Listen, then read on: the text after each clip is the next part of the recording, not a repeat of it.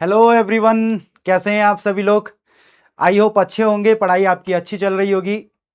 Thumbnail से आपने देख लिया होगा, आज हम लोग यूपी के करंट अफेयर्स पे डिस्कशन करने वाले हैं। जनवरी से अप्रैल 3 महीने में जो भी आपके इंपॉर्टेंट इवेंट्स हुए हैं उत्तर प्रदेश में, उनको कवर करेंगे। फिर आगे आने वाले टाइम में, मतलब एक हफ्ते के अंदर, फिर मैं एक और वीडियो लाऊंगा आगे 3 महीने का। तो लास्ट के 6 महीने का करंट अफेयर्स हम लोग पढ़ लेंगे, ठीक है। दूसरी चीज, यूपी के अलावा भी जो हमारा नॉर्मल करंट अफेयर्स है उसको भी मैं लेके आऊंगा आगे। मतलब अगस्त में ही मुझे सारे करंट अफेयर्स जो पेंडिंग है 6 महीने के उसको खत्म करना है, ठीक है। अब देखो, ये जो करंट अफेयर्स है खासतौर पे यूपी के, अब आप सबको पता है यूपी के करंट अफेयर्स प्री में तो हेल्प करते ही करते हैं, क्योंकि 4-5 क्वेश्चन आपके प्री में पूछे जाते हैं। यूपी पीसीएस, मैं अभी केवल पीसीएस की बात नहीं कर रहा, आरओ आपका एग्जाम होगा आगे, है ना। आगे बीओ का एग्जाम आएगा, अदर जो एग्जाम होते हैं यूपी के अंदर, जितने भी आपके यूपी के अंदर पीसीएस लेवल से लेकर जो और पेपर होते हैं, ठीक है, उस सब में यूपी का करंट अफेयर्स बहुत इंपॉर्टेंट रोल प्ले करता है। अब दूसरी चीज, जो आपका, ये तो बात हो गई प्री के, मतलब वनडे की। अब इस करंट अफेयर्स का यूज आप मेंस में कैसे करोगे। जो आपका पेपर 5 और 6 है, ठीक है, जो आपका पेपर 5 और 6 है उसमें आप यूज कैसे करोगे, ये बहुत बड़ा टास्क है, ठीक है। ये बहुत बड़ा टास्क है, एटलीस्ट आपको पता होना चाहिए कहां पे आप कैसे यूज करोगे। देखो, आपका जो पेपर 5 और 6 है, ठीक है, पेपर 5 और 6 यूपी स्पेशल, वहां पे जब आप मेंस के आंसर लिखते हो ना, मेंस के जब आंसर लिखते हो, तो जो भी यहां पे मैं करंट अफेयर्स पढ़ाऊंगा उसको अपने इस आंसर में आप फॉर्डर के तौर पे यूज कर सकते हो। फॉर्डर मतलब वैल्यू एडिशन के तौर पे। फॉर एग्जांपल अगर आपको मैं बताऊंगा यूपी में फॉरेस्ट कवर कितना है, अगर मैं बताऊंगा यूपी में आपका फॉरेस्ट कवर कितना हो गया, ग्रीन कवर कितना है यूपी में, ग्रीन कवर, तो आप ये जो डेटा मैं बताऊंगा ना, इस डेटा का यूज कर सकते हो अपने आंसर में। और जितने भी इवेंट हो रहे हैं यूपी में, जो भी मैं आपको यहां पे पढ़ाने वाला हूं, 35 से 40 टॉपिक हैं पूरे 3 महीने के, वो टॉपिक के साथ मैं ये बताऊंगा इसका यूज आप कहां कहां पे कर सकते हो अपने मेंस में। बहुत इंपॉर्टेंट वीडियो होने वाला है, अच्छे से देखिएगा, अच्छे से प्रिपेयर करिएगा। मैंने यहां पे सिर्फ काम की चीजें रखी हैं, अननेसेसरी चीजें मैंने नहीं रखी हैं, ध्यान रखिएगा, ठीक है। तो यहां से दिख गया होगा आपको, जनवरी से अप्रैल के बीच में हम लोग डिस्कशन करने वाले हैं विद स्टैटिक जीके। अब ये सर स्टैटिक जीके क्या है, मान लो कोई भी टॉपिक है, जैसे मान लो मिर्जापुर में कुछ हुआ है, तो मिर्जापुर में और क्या क्या चीजें मिलती हैं। मिर्जापुर में चुनार है, मिर्जापुर में लाइमस्टोन मिलता है, मिर्जापुर में डोलोमाइट मिलता है मिनरल्स के फॉर्म में, ठीक है। और मिर्जापुर के नीचे जाओगे तो आपको सोनभद्र मिलेगा। सोनभद्र अपने आप में बहुत फेमस है, जहां पे सिंगरौली एरिया है, जहां पे कोयला मिलता है, ठीक है। इसको बोलते हैं स्टैटिक पार्ट। तो चलिए स्टार्ट करते हैं फिर। ये देखो, ठीक है, ये मेरा टेलीग्राम आईडी है, टेलीग्राम का क्यूआर कोड है, यहां से आप टेलीग्राम को मेरा ज्वाइन कर सकते हो। तो स्टार्ट करते हैं। सबसे पहला जो हमारा टॉपिक है वो है देश की पहली एयरशेड आधारित स्वच्छ वायु प्रबंधन परियोजना। अब देखो, आपका पेपर 6 में, आपका पेपर 6 में एक टॉपिक है जिसका नाम है पॉल्यूशन, जिसका नाम है बच्चा पॉल्यूशन, प्रदूषण। अब उस प्रदूषण वाले टॉपिक में एयर पॉल्यूशन भी आता है, एयर पॉल्यूशन भी आता है, ठीक है, वहां पे आप इसका यूज कर सकते हो। अब जब भी, कभी भी ध्यान रखिएगा, कभी भी शब्द जब आता है ना, प्रथम, प्रथम भारत की, प्रथम विश्व की, वो करंट अफेयर्स आपके प्री के लिए बहुत इंपॉर्टेंट हो जाता है।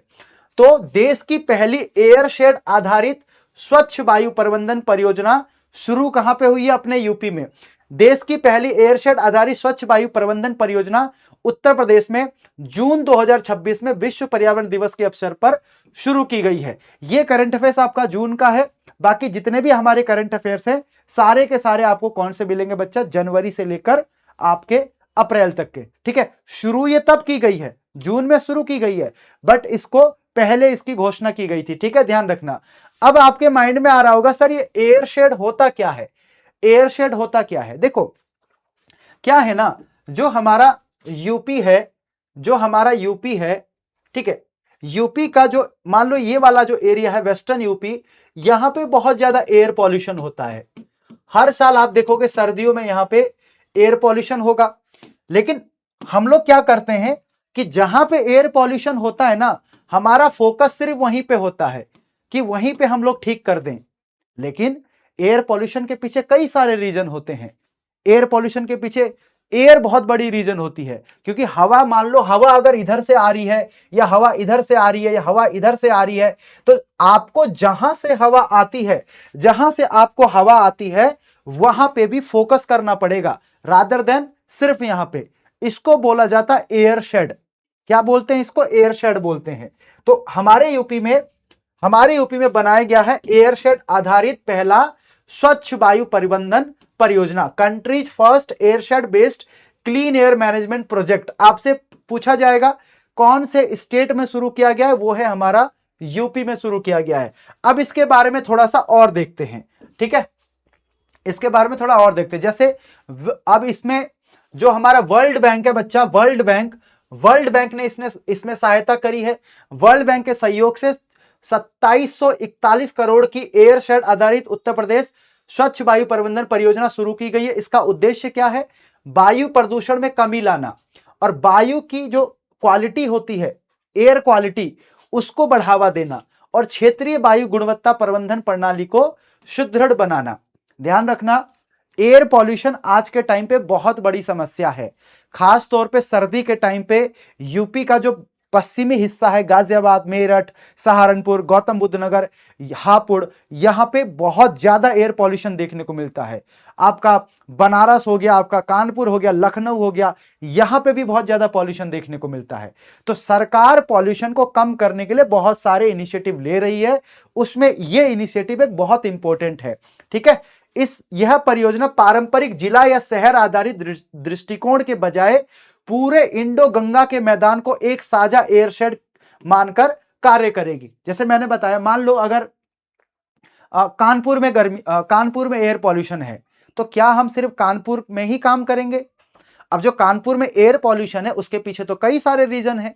उसके आसपास के जो जिले हैं वहां पे पराली जलाई जा रही होगी, ठीक है, हवा आ रही होगी कहीं ना कहीं से, तो वो हवा अपने साथ एयर पॉल्यूशन लेके आती है। तो जो ये जो अप्रोच है ना एयरशेड का, ये अप्रोच पूरे इंडो गैंगेटिक जो प्लेन है, इंडो गैंगेटिक प्लेन, उसको एक एयरशेड मान के काम करती है।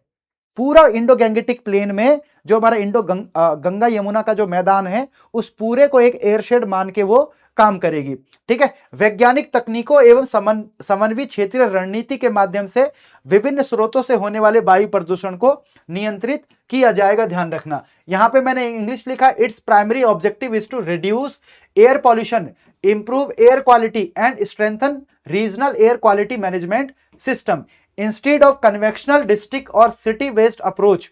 जो हमारी अप्रोच होती है कि किसी तरह से एक शहर में एयर पॉल्यूशन को कम कर दिया जाए, उसके बजाय this project will operated by treating the entire Indo Gangetic plain as a shared airshed.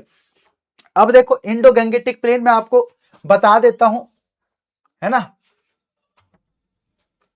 ठीक है। देखो ये हमारा प्यारा गंगा नदी है, दिस वन गंगा रिवर, ठीक है, दिस इज गंगा, और यहां से हमारी यमुना नदी आ रही है, ये हो गई हमारी यमुना नदी, प्रयागराज में मिलती है यमुना नदी, ठीक है।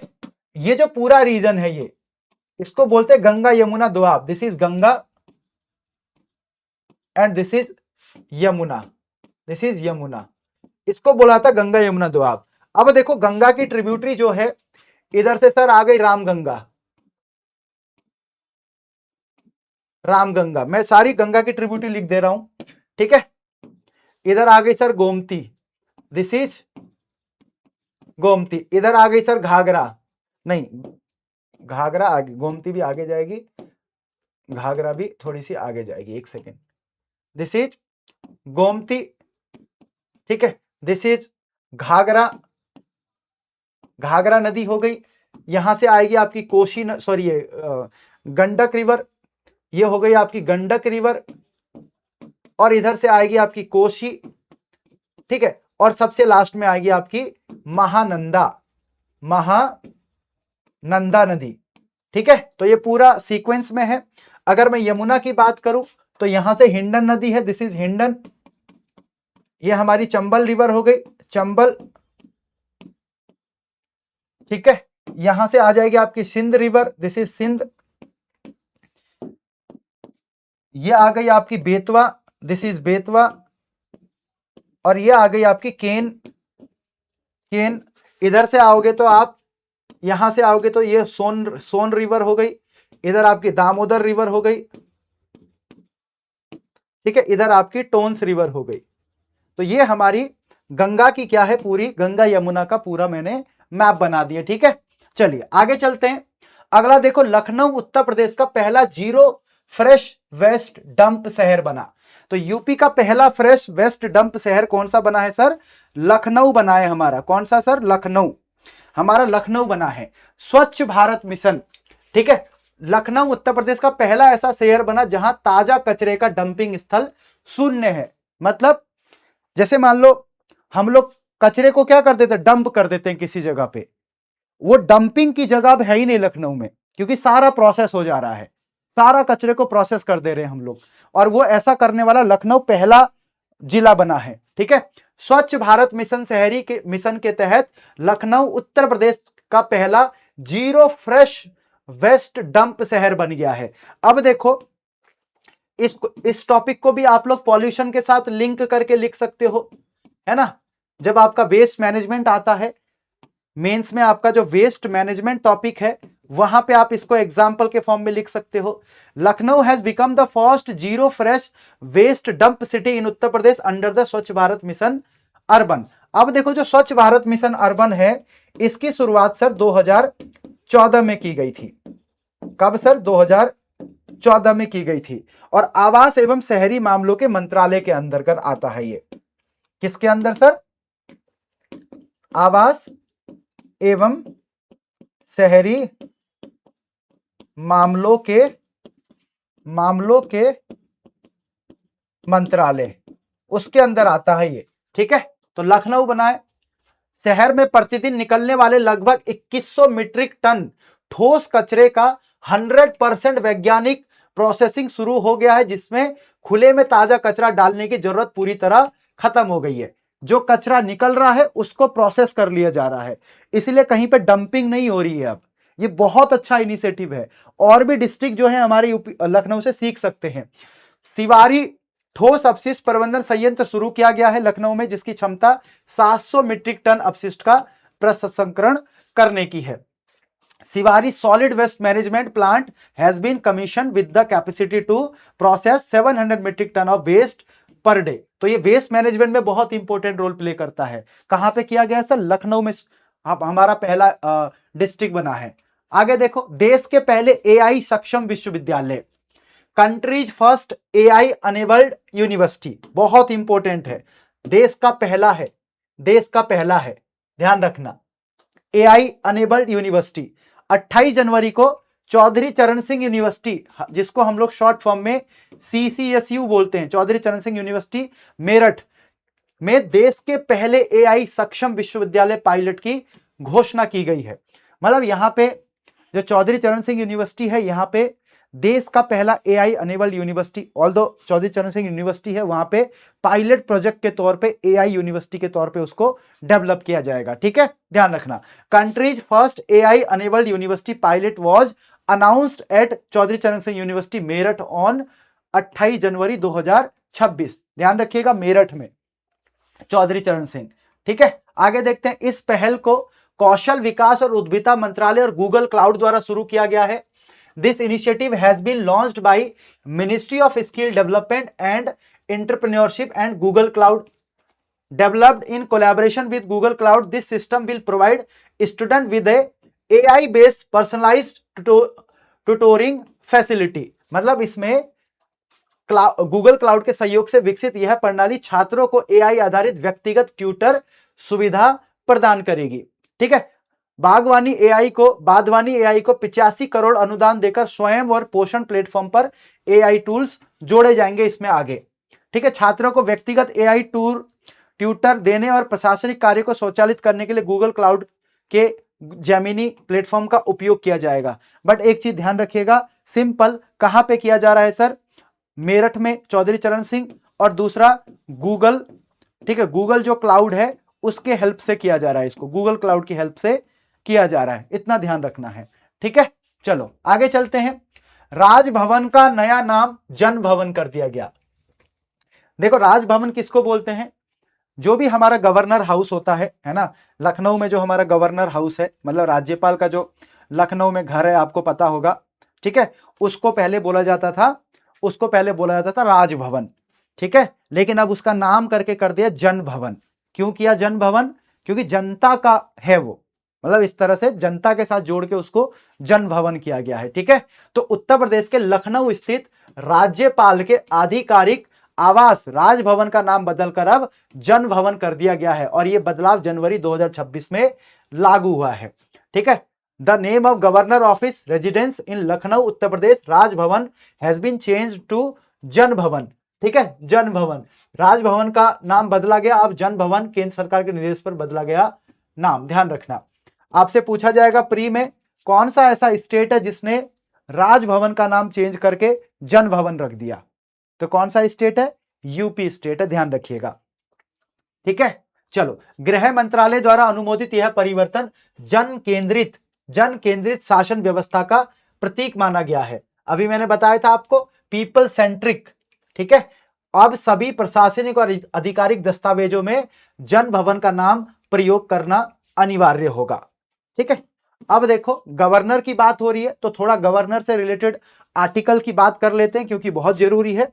ठीक है, तो आर्टिकल 153 क्या बोलता है सर? आर्टिकल 153 ये बोलता है कि राज्यों के लिए राज्यपाल होगा, राज्यों के लिए एक क्या होगा सर? गवर्नर होगा। ठीक है, मतलब आर्टिकल 53 ये बोलता है कि हर स्टेट में एक गवर्नर होगा, बट 7th अमेंडमेंट जो हमारा कॉन्स्टिट्यूशन अमेंडमेंट है 7th, वो क्या बोलता है? वो ये बोलता है सर,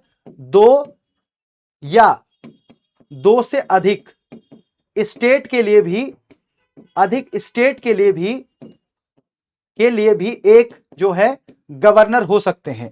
ठीक है, बट हमारे कॉन्स्टिट्यूशन में मेंशन है कि आर्टिकल 153 के तहत एक गवर्नर होगा। ठीक है, अब देखो आर्टिकल 154 क्या बोलता है? स्टेट की जो एग्जीक्यूटिव पावर है, स्टेट का जो एग्जीक्यूटिव पावर है जिसको हम कार्यकारी शक्ति बोलते हैं, पावर किसके पास है? गवर्नर के पास है। ठीक है, गवर्नर के पास है। ठीक है, और आर्टिकल 155 क्या बोलता है सर?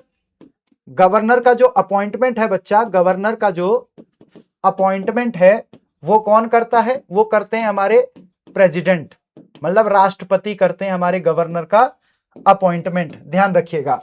ठीक है, गवर्नर का अपॉइंटमेंट। आर्टिकल 156 क्या बोलता है? गवर्नर का टेन्योर कितना है, उनका कार्यकाल कितना है, कार्यकाल। ठीक है, ध्यान रखना, फिक्स नहीं है कोई कार्यकाल, कोई फिक्स नहीं है, ध्यान रखना। आर्टिकल 159 क्या बोलता है? वो बोलता है शपथ या ओथ। ठीक है, शपथ और oath, article 159, this is the important article of governor, आप यहां से कवर कर सकते हो गवर्नर से रिलेटेड। ठीक है, चलिए, पूर्वांचल का पहला यार्न प्रोसेसिंग प्लांट मिर्जापुर जिले में लागू किया गया है। Purvanchal first yarn processing plant in Mirzapur district, Mirzapur में लगेगा पूर्वांचल का पहला यार्न प्रोसेसिंग प्लांट, कालीन कारोबार को मिलेगी बड़ी राहत। आप सबको पता होगा हमारा जो पूर्वांचल है यूपी का, मिर्जापुर, सोनभद्र, बनारस, भदोई, चंदौली, ये सब अपने कालीन के लिए बहुत फेमस है ना। बनारस अपने साड़ियों के लिए बहुत फेमस है, भदोई अपने कारपेट के लिए बहुत फेमस है, मिर्जापुर अपने कारपेट के लिए बहुत फेमस है। तो उसी को प्रमोट करने के लिए पूर्वांचल का पहला yarn processing plant Uttar Pradesh के मिर्जापुर जिले में लगाया जा रहा है। कहां पे सर? मिर्जापुर डिस्ट्रिक्ट में। ठीक है, ध्यान रखना। थोड़ा और देखते हैं इसके बारे में, ऑब्जेक्टिव क्या है इसका? This plant is to provide locally processed yarn to the carpet industry. जो यार्न होता है ना, मतलब एक तरह से जो यार्न होता है, यार्न, उसको, ठीक है, उसको एक तरह से धागा टाइप का होता है, आप समझ लो धागा, ठीक है, वो जो हमारे कारपेट इंडस्ट्री के लोग हैं उनको प्रोवाइड करना लोकल लेवल पे, ठीक है, thereby reducing dependence on other state, अन्य जो स्टेट हैं वहां से डिपेंडेंसी को कम करना है। इस संयंत्र का उद्देश्य कालीन उद्योग को स्थानीय स्तर पर संसाधित धागा, जिसको हम लोग यार्न बोलते हैं, यार्न, वो उपलब्ध कराना, ताकि जो अदर स्टेट है उनमें डिपेंडेंसी कम हो सके। अब मिर्जापुर भदोही क्षेत्र में हस्त निर्मित कालीन उत्पादन और निर्यात का एक प्रमुख केंद्र है, सबको पता है। ये जो परियोजना है पीपीपी मॉडल पर डेवलप की जा रही है और संयंत्र के लिए 8 करोड़ रुपए के अनुमानित निवेश का प्रस्ताव किया गया है। अब इससे क्या होगा, जो हमारे कारीगर है उनको लाभ मिलेगा, ठीक है, उनको लाभ मिलेगा, उनकी लागत में कमी आएगी, उनका जो कॉस्ट है, कॉस्ट में कमी आएगी, उनके कॉस्ट में कमी आएगी, ठीक है। चलो अब थोड़ा सा हम लोग मिर्जापुर के बारे में देखते हैं, ठीक है। यहां पे आपको बच्चा मिर्जापुर देखने को मिलता है, ये मिर्जापुर है, दिस इज मिर्जापुर, ठीक है, मिर्जापुर। और मिर्जापुर में जो है, मिर्जापुर में आपको कैमूर की पहाड़ी भी देखने को मिलती है, कैमूर हिल, ऑल्दो सोनभद्र में भी है कैमूर हिल, लेकिन मिर्जापुर में भी है। और मिर्जापुर में बच्चा चुनार क्षेत्र, चुनार जो रीजन है वो फेमस है मिर्जापुर का, और यहां पे आपको लाइमस्टोन मिलता है, जिसको हम लोग बोलते हैं चूना पत्थर, चूना पत्थर। यहीं पे आपको सैंडस्टोन मिलता है, जिसको हम बोलते हैं बालू पत्थर, बालू पत्थर। यहीं पे आपको डोलोमाइट भी मिलता है, डोलोमाइट, ठीक है, डोलोमाइट। अब आप कमेंट करके बताओगे मिर्जापुर का वन डिस्ट्रिक्ट वन प्रोडक्ट क्या है, what is the one district one product of Mirzapur, ये आपका होमवर्क है, आप कमेंट करके बताओगे, ठीक है। चलिए अब देखो, ये आपका सोनभद्र है, सोनभद्र में यहां एक जगह है जिसका नाम है सिंगरौली, सिंगरौली, यहां पे कोयला मिलता है। और ये जो सिंगरौली है ये आपके इधर एमपी में भी है, तो एमपी और सोनभद्र के डिस्ट्रिक्ट के बीच में है आपका सिंगरौली, ठीक है। चलो आगे चलते हैं। ग्रेटर नोएडा में सबसे बड़ा एआई डेटा सेंटर बनेगा, ठीक है, ग्रेटर नोएडा में देश का सबसे बड़ा एआई डेटा सेंटर स्थापित किया जाएगा, जिसमें एएम ग्रीन समूह 2.27 लाख करोड़ रुपए निवेश करेगा, ठीक है। तो सबसे बड़ा डेटा सेंटर कहां बनेगा, एआई में, सॉरी नोएडा में। देखो सिंपल सी चीज है, सिंपल चीज है कि डेटा आज की टाइम का बहुत इंपॉर्टेंट चीज है, बिना डेटा के आज के कुछ नहीं हो सकता, ठीक है, डेटा बहुत इंपॉर्टेंट है, data is very very important, data के बेस पे हम लोग बहुत सारी चीजें कर सकते हैं। तो डेटा आपके पास, अब डेटा को स्टोर करने के लिए जगह चाहिए, ठीक है, डेटा को स्टोर करने के लिए आपके पास जगह होनी चाहिए, जहां पे आप डेटा को स्टोर कर सकें, जहां पे आप डेटा को स्टोर कर सकें। इसीलिए ग्रेटर नोएडा में सबसे बड़ा एआई डेटा सेंटर बनाने की बात की गई है। देश का सबसे बड़ा एआई डेटा सेंटर 1 गीगावाट की क्षमता होगी, कहां पे डेवलप होगा सर, ग्रेटर नोएडा में, ध्यान रखना ग्रेटर नोएडा, ठीक है। आगे देखते हैं इसके बारे में। 1 गीगावाट क्षमता वाली परियोजना पूरी तरह ग्रीन एनर्जी आधारित होगी, मतलब यहां पे रिन्यूएबल एनर्जी का प्रयोग किया जाएगा। 2030 तक पूर्ण होने वाली परियोजना में 5 लाख उच्च क्षमता वाले चिपसेट लगाए जाएंगे, ठीक है। अब देखो जो डेटा है, डेटा सेंटर जो है, डेटा सेंटर, अब डेटा सेंटर के कारण आपको इसके लिए इलेक्ट्रिसिटी चाहिए, ठीक है, इसके लिए आपको वाटर चाहिए। तो ये कुछ नेगेटिव पॉइंट हैं कि इलेक्ट्रिसिटी बहुत ज्यादा लगता है, पानी की खपत बहुत ज्यादा होती है डेटा सेंटर बनाने में, बट डेटा बहुत इंपॉर्टेंट है, इसलिए इस पे फोकस किया जा रहा है। आगे देखो, निर्यात तैयारी सूचकांक 2024, उत्तर प्रदेश ने देश में चौथा स्थान हासिल किया।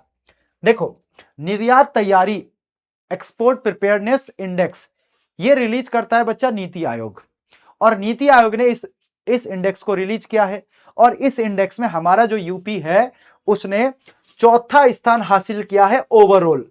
लेकिन अगर मैं लैंडलॉक की बात करूं, जो चारों तरफ से भूमि से घिरे हुए हैं, उसमें हमारा यूपी टॉप में है। अब ऐसा क्यों कि अपना यूपी ने निर्यात तैयारी सूचकांक में इतना अच्छा काम किया है, इसके पीछे कई सारे रीजन हैं। इसके पीछे सबसे बड़ा रीजन है हमारी सरकार एक्सपोर्ट को प्रमोट करने के लिए काम कर रही है। अभी मैं बताऊंगा क्या क्या काम कर रही है। अब इसको आप एग्जाम्पल के फॉर्म में अपना जो GS6 है, GS6 वहां पे एक टॉपिक है आपका एक्सपोर्ट का, टॉपिक है आपका एक्सपोर्ट, वहां पे इस डेटा को यूज कर सकते हैं और प्री में तो आएगा ही आएगा क्वेश्चन, ठीक है। तो Uttar Pradesh has secured the 4th position nationwide and the first position along the landlock state in the export preparedness index 2024 released by NITI Aayog. तो कौन रिलीज करता है सर? नीति आयोग रिलीज करता है, ठीक है। देखो 2022 में 7वीं रैंक थी हमारे यूपी की और अभी कितनी हो गई है 2024 में? 2024 में हो गई है हमारी 4th रैंक। और लैंडलॉक राज्य में हमारा यूपी टॉप में है। लैंडलॉक में सबसे बड़े टॉप में कौन है सर? टॉप में महाराष्ट्र है, देन तमिलनाडु है, देन आपका गुजरात है। और ये सारे के सारे कोस्टल हैं। ये सारे के सारे कैसे स्टेट हैं सर? कोस्टल स्टेट्स हैं ये, मतलब तटीय क्षेत्र। और तटीय क्षेत्र में एक्सपोर्ट करना बहुत इजी होता है, इंपोर्ट करना बहुत इजी होता है, क्योंकि आपको जहाज के थ्रू भेजना है, ठीक है। और राज्य की सफलता में एक जिला एक उत्पाद योजना और बेहतर लॉजिस्टिक की अहम भूमिका रही है। अब देखो मैं आपको थोड़ा सा यहां पे बताता हूं कि यूपी में जो एक्सपोर्ट बढ़ रहा है, एक्सपोर्ट में वृद्धि क्यों हो रही है उसके पीछे। तो सबसे पहले बच्चा उसके पीछे फेवरेबल पॉलिसीज है सरकार की, ठीक है।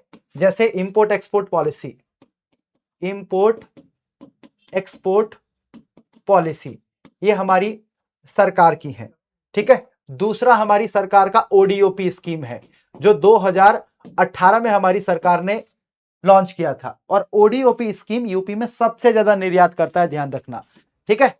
और सब्सिडी है, हमारी सरकार जो है वो सब्सिडी प्रोवाइड करती है जो एक्सपोर्ट करते हैं उन लोगों को, ठीक है। दूसरा जो है इंपोर्टेंट इंफ्रास्ट्रक्चर है, या फिर इंफ्रास्ट्रक्चर डेवलपमेंट लिख सकते हो आप। इंफ्रास्ट्रक्चर डेवलपमेंट, जैसे आपका एक्सप्रेसवे कितने सारे हमारे यूपी में बन रहे हैं। एक्सप्रेसवे हमारे यूपी में जेवर एयरपोर्ट बना है नोएडा में, जेवर एयरपोर्ट। हमारे यूपी में आप देखोगे नेशनल वाटरवे 1 है जो आपको प्रयागराज को किसके साथ जोड़ता है सर? प्रयागराज टू हल्दिया, ठीक है, हल्दिया। तो ये सारे के सारे ऐसे काम हैं जो यूपी में improve law and order, improved law and order, कानून व्यवस्था में सुधार हुआ है यूपी में, कानून व्यवस्था में सुधार, जिसके कारण हमारे यूपी में एक्सपोर्ट बढ़ा है, ठीक है। तो ये सारे रीजन है यूपी में एक्सपोर्ट बढ़ने के। आगे देखो, ठीक है। अब निर्यात तैयारी सूचकांक होता क्या है? देखो इसको 2020 में लॉन्च किया गया था पहली बार, 2020 में नीति आयोग के द्वारा। यह सूचकांक प्रमाण आधारित ढांचे के माध्यम से राज्य और जिला स्तर पर निर्यात तैयारियों का आकलन करता है।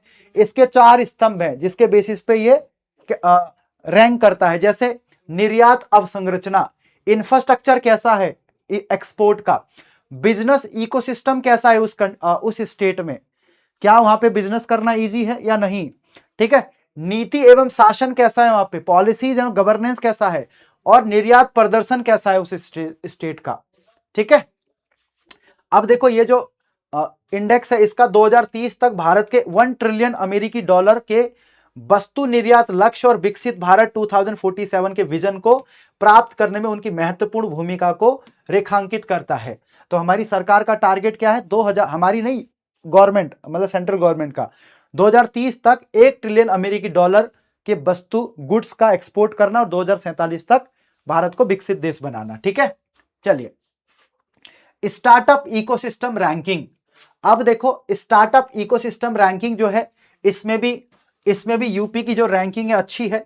इसमें भी आप देखोगे यूपी की रैंकिंग अच्छी है। जैसे उद्योग एवं आंतरिक व्यापार संवर्धन विभाग, जिसको हम लोग बोलते हैं DPIIT की स्टार्टअप इकोसिस्टम रैंकिंग में उत्तर प्रदेश को टॉप परफॉर्मेंस कैटेगरी में रखा गया है। तो आपसे पूछा जा सकता है किस कैटेगरी में यूपी को रखा गया है? तो टॉप परफॉर्मेंस कैटेगरी में यूपी को रखा गया, मतलब यूपी ने टॉप परफॉर्म किया है। देखो स्टार्टअप की बात करोगे ना यूपी में, तो यूपी में जो स्टार्टअप हैं अभी लगभग 14,000 यूपी में रजिस्टर्ड स्टार्टअप हैं, जिसमें सबसे ज्यादा जो है आपको वेस्टर्न यूपी में दिखाई देंगे। उसके बाद लखनऊ हो गया, कानपुर हो गया, ठीक है, यहां पे आपको स्टार्टअप ज्यादा दिखाई देते हैं। और हमारी यूपी ने स्टार्टअप का एक इकोसिस्टम बनाया है, इन्वेस्टमेंट आ रहा है ना, हमारी सरकार सब्सिडी प्रोवाइड कर रही है, हमारी सरकार ने बहुत सारे इंक्यूबेशन सेंटर बनाए हैं, सेंटर ऑफ एक्सीलेंस बनाए हैं स्टार्टअप के लिए, ताकि स्टार्टअप को प्रमोट करके यूपी की इकोनॉमी को और ज्यादा प्रमोट किया जा सके। ठीक है, Uttar Pradesh was placed in the top performance category, ध्यान रखना। ठीक है, देखो यह रैंकिंग 16 जनवरी 2026 को राष्ट्रीय स्टार्टअप दिवस के अवसर पर घोषित की गई। राज्यों का मूल्यांकन 6 सुधार और 9 कार्य बिंदुओं के आधार पर किया गया। गुजरात जो है टॉप में है, गुजरात लगातार 5वीं बार बेस्ट परफॉर्मेंस स्टेट बना है, जबकि उत्तर प्रदेश स्टार्टअप नीतियों के कारण उभर कर सामने आया है। शीर्ष प्रदर्शनकर्ता कौन है? ए श्रेणी में, श्रेणी ए कैटेगरी ए में यूपी है, देन कर्नाटक है, पंजाब है, तमिलनाडु है, और मूल्यांकन आधार इसके 6 और 19 कार्य बिंदु हैं। ठीक है, 6 रिफॉर्म है एंड 19 एक्शन पॉइंट्स हैं, ध्यान रखना।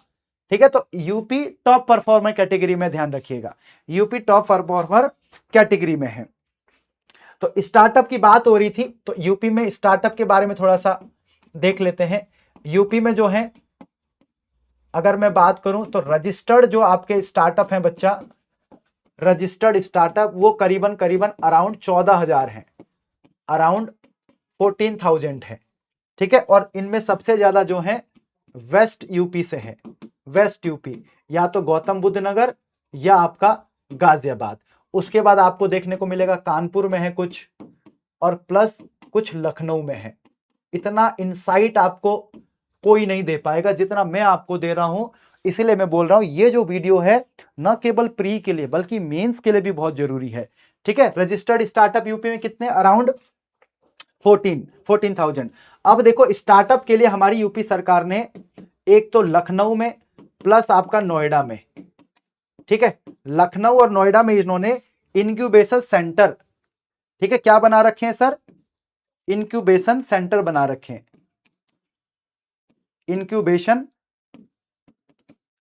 सेंटर, एक इंक्यूबेशन सेंटर बना रखे हैं, दूसरा इसके साथ स्टार्टअप हब बना रखा है, स्टार्टअप हब बना रखा है, जिससे हमारे यूपी में स्टार्टअप प्रमोट हो रहा है।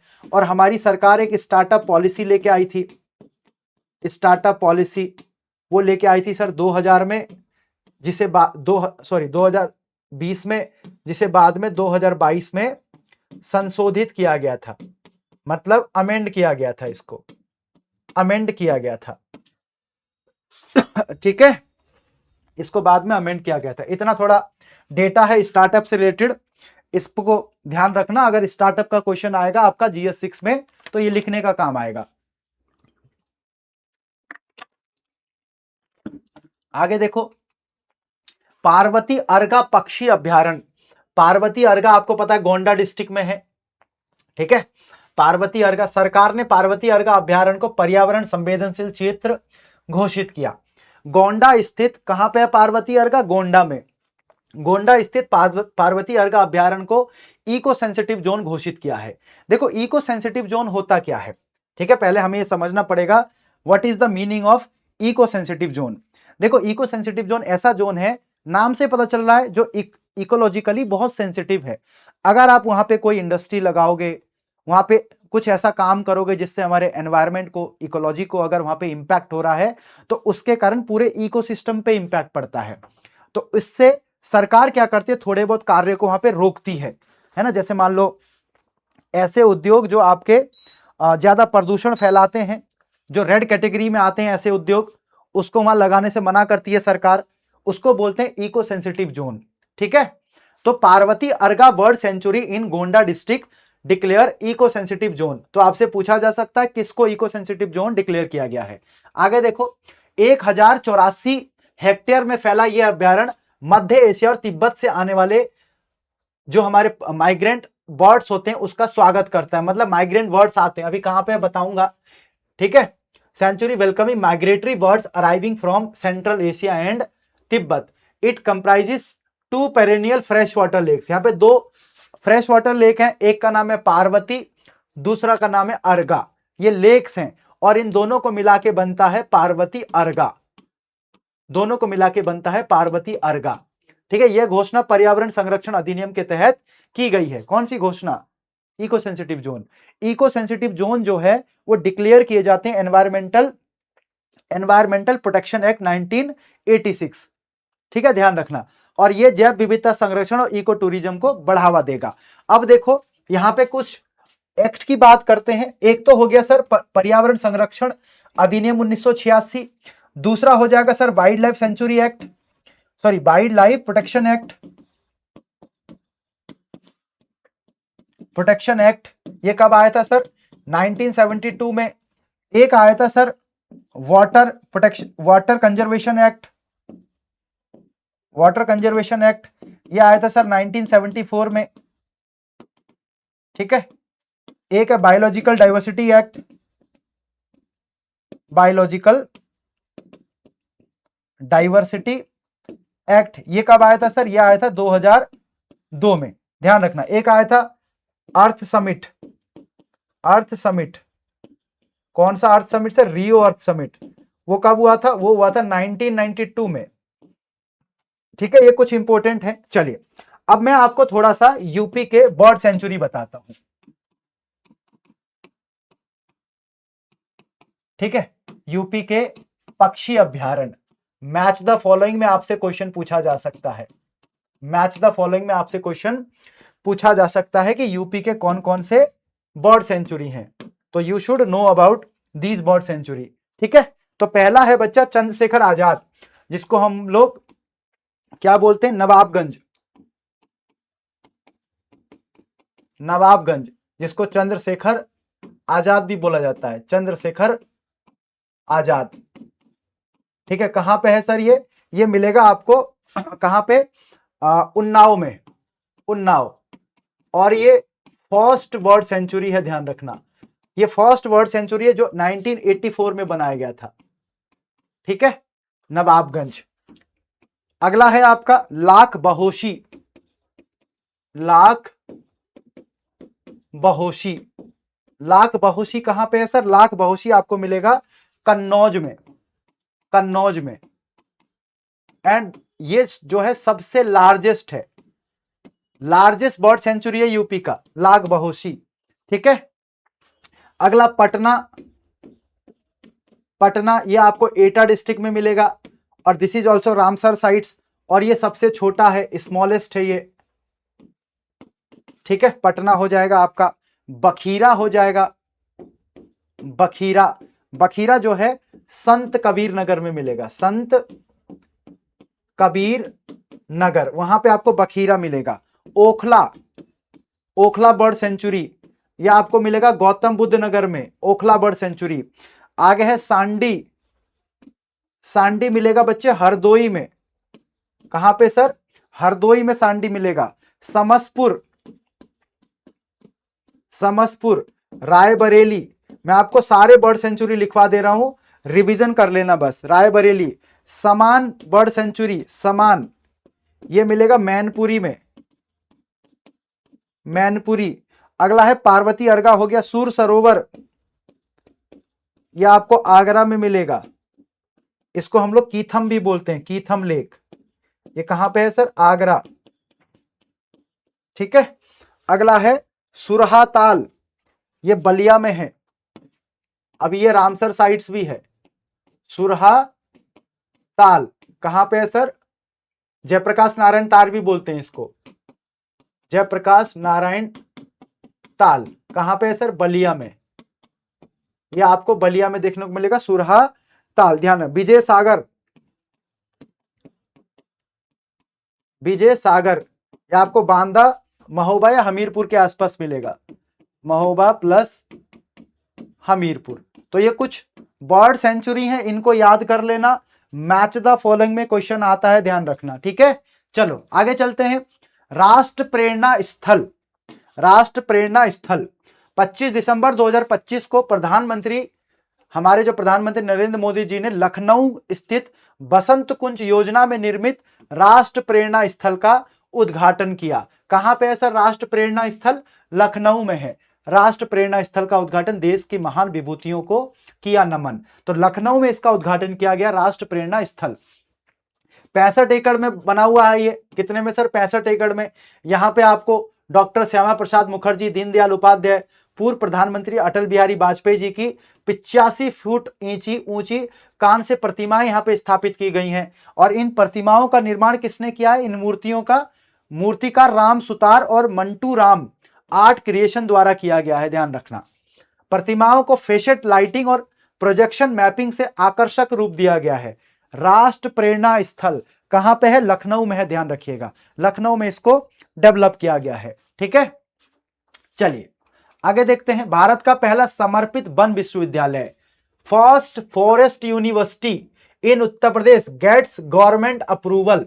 मतलब एक ऐसा यूनिवर्सिटी जिसमें सिर्फ फॉरेस्ट से रिलेटेड पढ़ाई होगी। बस किससे रिलेटेड सर? सिर्फ फॉरेस्ट से रिलेटेड। तो उत्तर प्रदेश के गोरखपुर में देश का पहला समर्पित वन विश्वविद्यालय स्थापित किया जाएगा। वेरी वेरी इंपॉर्टेंट है ये, वेरी वेरी इंपॉर्टेंट। ठीक है, country's first dedicated forest university will be establish in Gorakhpur, Uttar Pradesh. यह विश्वविद्यालय उत्तर प्रदेश के गोरखपुर जटायु संरक्षण प्रजनन केंद्र के निकट लगभग 125 एकड़ भूमि पर विकसित किया जाएगा। देखो जटायु कंजर्वेशन किससे रिलेटेड है सर? वल्चर से। ध्यान रखना, ये वल्चर से रिलेटेड है। ठीक है, वल्चर से रिलेटेड है ये जटायु। ऑब्जेक्टिव क्या है? Promote education and research in forestry, wildlife and the environment. ठीक है, फॉरेस्ट्री से रिलेटेड, वाइल्ड लाइफ से रिलेटेड, एनवायरमेंट से रिलेटेड यहां पे रिसर्च किए जाएंगे। ध्यान रखना, यहां पे रिसर्च किया जाएगा। ठीक है, चलो यह पहल पर्यावरण संरक्षण, एनवायरमेंटल कंजर्वेशन और सस्टेनेबल डेवलपमेंट की दिशा में महत्वपूर्ण कदम मानी जा रही है। ठीक है, अब इसका भी आप अपने आंसर में एग्जांपल लिख सकते हैं अगर यूपी में फॉरेस्ट से रिलेटेड क्वेश्चन आएगा तो। ठीक है, the university will foster education and research in fields of forestry, wildlife and environmental science. अब थोड़ा सा हम लोग, फॉरेस्ट की बात हो रही है तो हम लोग थोड़ा सा यूपी में ग्रीन कवर की बात करते हैं। किसकी सर? हरित आवरण की बात करते हैं हम लोग, हरित आवरण की। देखो अगर मैं यूपी में ओवरऑल हरित आवरण की बात करूं यूपी में, तो ओवरऑल जो है ग्रीन कवर 9.18% है। ये किसकी बात हो रही है? यूपी की। 9.18% में सिर्फ फॉरेस्ट कवर की बात करूं मैं, सिर्फ फॉरेस्ट कवर की। ठीक है, अगर मैं सिर्फ फॉरेस्ट कवर की बात करूं, फॉरेस्ट कवर जिसको हम लोग वन आवरण बोलते हैं, आप बहुत सारा कंफ्यूज होता है बच्चा इसमें, तो 6.24% है। कितना है फॉरेस्ट कवर सर? 6.24%। ठीक है, अब जो बचा हुआ पार्ट होगा इसका अराउंड 3% के अराउंड जो है वृक्ष आवरण है। वृक्ष आवरण, ट्री कवर, जिसको हम लोग ट्री कवर बोलते हैं। और टोटल ये 9.18% है। तो यूपी में आप देखोगे, यूपी में टोटल फॉरेस्ट कवर कितना है सर? लगभग सॉरी, पूरा ग्रीन कवर लगभग 9%। उसमें से फॉरेस्ट कवर कितना है? 6%। ट्री कवर कितना है? 3%। ऑल्दो सरकार बहुत ज्यादा प्रमोट कर रही है अभी, है ना, फॉरेस्ट कवर को। सोशल फॉरेस्ट्री के अंदर, एग्रो फॉरेस्ट्री के अंदर हमारी सरकार प्लांटेशन कर रही है। अभी देखो 5 जून को एनवायरमेंटल डे के अंदर हमारी सरकार ने, है ना, बहुत सारे पौधे लगाए थे, करोड़ों में पौधे लगाए थे। ठीक है, और सबसे ज्यादा फॉरेस्ट कवर कहां है यूपी में? सबसे ज्यादा फॉरेस्ट कहां पे है सर? सोनभद्र में। सोनभद्र में ये क्या है? लार्जेस्ट फॉरेस्ट कवर है सोनभद्र। उसके बाद लखीमपुर खीरी। और सबसे लो कहां पे है सर? सबसे कम आपको मिलेगा भदोही में। भदोही सबसे कम है आपका भदोही में।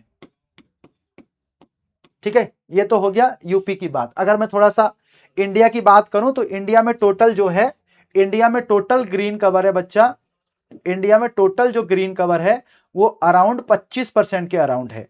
कितना सर? 25% के। और उसमें से 21% जो है करीबन आपका फॉरेस्ट कवर है, फॉरेस्ट कवर। और उसमें से लगभग 4% जो है आपका ट्री कवर है। तो टोटल हो जाता है आपका 25%। ठीक है, चलिए आगे चलते हैं हम लोग। छत्रपति शिवाजी महाराज जी का संग्रहालय बनाया जा रहा है आगरा में। ठीक है, आगरा में छत्रपति शिवाजी महाराज, ठीक है, छत्रपति शिवाजी महाराज जी का संग्रहालय का उद्घाटन जनवरी 2026 में किया गया। कहां पे सर? आगरा में। तो पूछा जा सकता है आपके कहां पे किया गया, तो आगरा में किया गया है। ठीक है, चलो आगे देखो। उत्तर प्रदेश पर्यटन विकास निगम द्वारा इस प्रोजेक्ट के निर्माण कार्य की देखरेख की जा रही है, मतलब देखरेख यही कर रहा है। इस म्यूजियम में 7D टेक्नोलॉजी पर आधारित Shivaji and the great escape gallery तैयार होगी। एक गैलरी बनाई जाएगी यहाँ पे, ताकि छत्रपति शिवाजी महाराज जी के बारे में यहाँ पे बताया जा सके। ठीक है, यहाँ 1857 की आजादी की लड़ाई से जुड़े रानी लक्ष्मीबाई, नाना साहब और तात्या टोपे की झलकियां भी दिखाई जाएंगी। ठीक है, ध्यान रखना। तो कहां पे बन रहा है सर? आगरा में बन रहा है। आगे देखो, यक्ष यप, अपराधियों को किसी भी कोने से खोज निकालेगा यक्ष, आसान होगी अपराधी की कुंडली, गैंग नेटवर्क मैपिंग। देखो यक्ष जो ऐप है एक, ये यूपी पुलिस ने बनाया है। तो Yaksh app is an advanced digital surveillance system developed by the Uttar Pradesh police that enable real time monitoring of police personal. Police द्वारा विकसित एक उन्नत डिजिटल निगरानी प्रणाली है जो पुलिस कर्मियों की रियल टाइम मॉनिटरिंग करता है कि जो हमारे पुलिस पर्सनल हैं वो कहां पे हैं, एक्चुअल में अभी कहां पे हैं। ठीक है, कई बार आपने देखा होगा ट्रैवल करते रहते हैं पुलिस वाले, गैंग आके उनको गोली मार देते हैं, तो उनसे बचने के लिए ये किया गया है। ठीक है, यक्ष ऐप जैसे it incorporates modern technology such as AI based facial recognition किया गया है, क्राइम जीपीटी है, and multi language voice matching है इसमें। By ensuring data entry and accountability across the hierarchy from the beat constable to station house officer, the app makes policing more transparent and effective. Transparent बनाएगा, effective बनाएगा। ठीक है, क्या है sir? यक्ष app, यक्ष ऐप, ध्यान रखना। चलो आगे देखो, 86वां अखिल भारतीय पीठासीन अधिकारी सम्मेलन। पीठासीन अधिकारी क्या होते हैं सर? पीठासीन अधिकारी को बोला जाता है स्पीकर, जैसे लोकसभा में होते हैं और अपने यूपी के विधानसभा में होते हैं। अभी लोकसभा के स्पीकर कौन है जी? ओम बिरला जी। यूपी के कौन है? सतीश महाना जी। ठीक है, तो हमारे इंडिया में जितने स्टेट हैं और जिन स्टेट में असेंबली है उनके पीठासीन अधिकारियों की एक मीटिंग हुई थी। 86वां पीठासीन अधिकारियों का सम्मेलन 19 से 21 जनवरी तक कहां पे हुआ सर? लखनऊ में आयोजित किया गया था। कहां पे सर? लखनऊ में आयोजित किया गया था, ध्यान देना। India presiding officer conference was held in Lucknow from January 19 to 21। ठीक है, चलो इस सम्मेलन की अध्यक्षता किसने करी थी? लोकसभा अध्यक्ष जो है हमारे ओम बिरला ने की, और इसका उद्घाटन उत्तर प्रदेश की राज्यपाल आनंदीबेन पटेल ने किया था। तो अध्यक्षता ओम बिरला जी ने करी थी, उद्घाटन किया था गवर्नर ने। अब आपसे यहां पे दे देगा इसका उद्घाटन हमारे पीएम ने किया था, इसका उद्घाटन हमारे सीएम ने किया था, तो आप कंफ्यूज हो जाओगे, आप उसी में कंफ्यूज हो जाओगे। तो आनंदीबेन पटेल जी ने इसका उद्घाटन किया था। Participation of presiding officer from states and union territories across the country, detailed deliberation on legislative procedure, rule and convention के ऊपर बात की गई है ना। डिजिटल परिवर्तन, पेपरलेस, चलो ये तो नॉर्मल सी कहानी है। अब थोड़ा सा मैं आपको यहाँ पे बताता हूं, जैसे आपका जो आर्टिकल 93 है, आर्टिकल 93 ये लोकसभा अध्यक्ष की बात करते हैं, लोकसभा स्पीकर की बात करता है ये। ठीक है, आर्टिकल 93। और आर्टिकल 178 किसकी बात करता है सर? ये लेजिस्लेटिव असेंबली की बात करता है, लेजिस्लेटिव असेंबली स्पीकर। जैसे हमारे यूपी के कौन हैं? हमारे यूपी के अभी हैं सतीश महाना जी, सतीश महाना। और आपको लोकसभा का तो पता ही है, ओम बिरला, है ना। चलिए आगे देखो, पहले राज्य स्तरीय ब्रेल पुस्तकालय का उद्घाटन। लखनऊ में राज्य का पहला ब्रेल पुस्तकालय खुला। 10,000 बुक से होगी पढ़ाई और दृष्टि दिव्यांगों को मिलेगा कंप्यूटर प्रशिक्षण। ब्रेल क्या होता है? जैसे मान लो बहुत सारे ऐसे स्टूडेंट देख नहीं सकते, बहुत सारे ऐसे बच्चे हैं जो देख नहीं सकते, जो ऐसे छू के टच करके पढ़ते हैं, उसको बोलते हैं ब्रेल। तो उसी का एक हमारे यूपी में लखनऊ में बनाया गया है एक लाइब्रेरी। ठीक है, तो लखनऊ स्थित डॉक्टर शकुंतला मिश्रा राष्ट्रीय पुनर्वास विश्वविद्यालय में अपने पहले राज्य स्तरीय ब्रेल पुस्तकालय का उद्घाटन किया गया है। तो यूपी का पहला ये ब्रेल लाइब्रेरी बन रहा है, ठीक है, first state level Braille library at Lucknow, ठीक है, ध्यान रखना। तो इस पुस्तकालय का उद्घाटन ब्रेल लिपि के आविष्कार लुई ब्रेल की जयंती पर किया गया था, ठीक है। तो ब्रेल लिपि जो है उसका इन्वेंशन किसने किया था, ब्रेल स्क्रिप्ट का, वो किया था सर लुइस ब्रेल ने। तो उन्हीं का एनिवर्सरी था, उसी दिन इसको इनॉग्रेट किया गया। Braille library is located on the first floor of the Swami Vivekananda central library within the university campus. It houses, ठीक है, it houses over 4000 Braille books covering 54 undergraduate and postgraduate courses in alignment with national education policy, ठीक है। विश्वविद्यालय के बाहर के दृष्टिबाधित छात्र भी पुस्तकालय के संसाधनों का उपयोग कर सकते हैं। जरूरी नहीं है कि यूनिवर्सिटी के बच्चे हों, बाहर के भी बच्चे जाके इसमें पढ़ सकते हैं। तो कहां पे खुला है सर, लखनऊ में।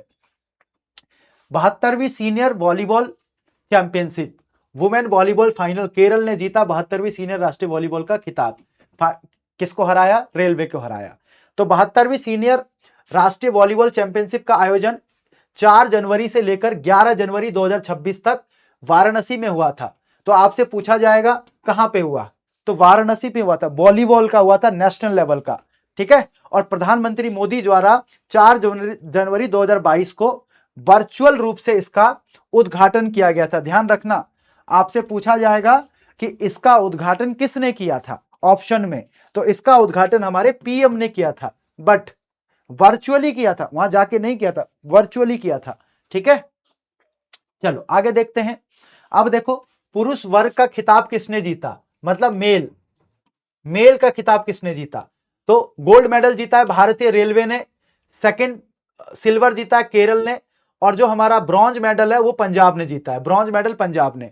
महिला वर्ग में केरल की टीम ने जीता, महिला वर्ग केरल की टीम ने लगातार 6ठी बार फाइनल ट्रॉफी जीती है, लगातार 6 टाइम।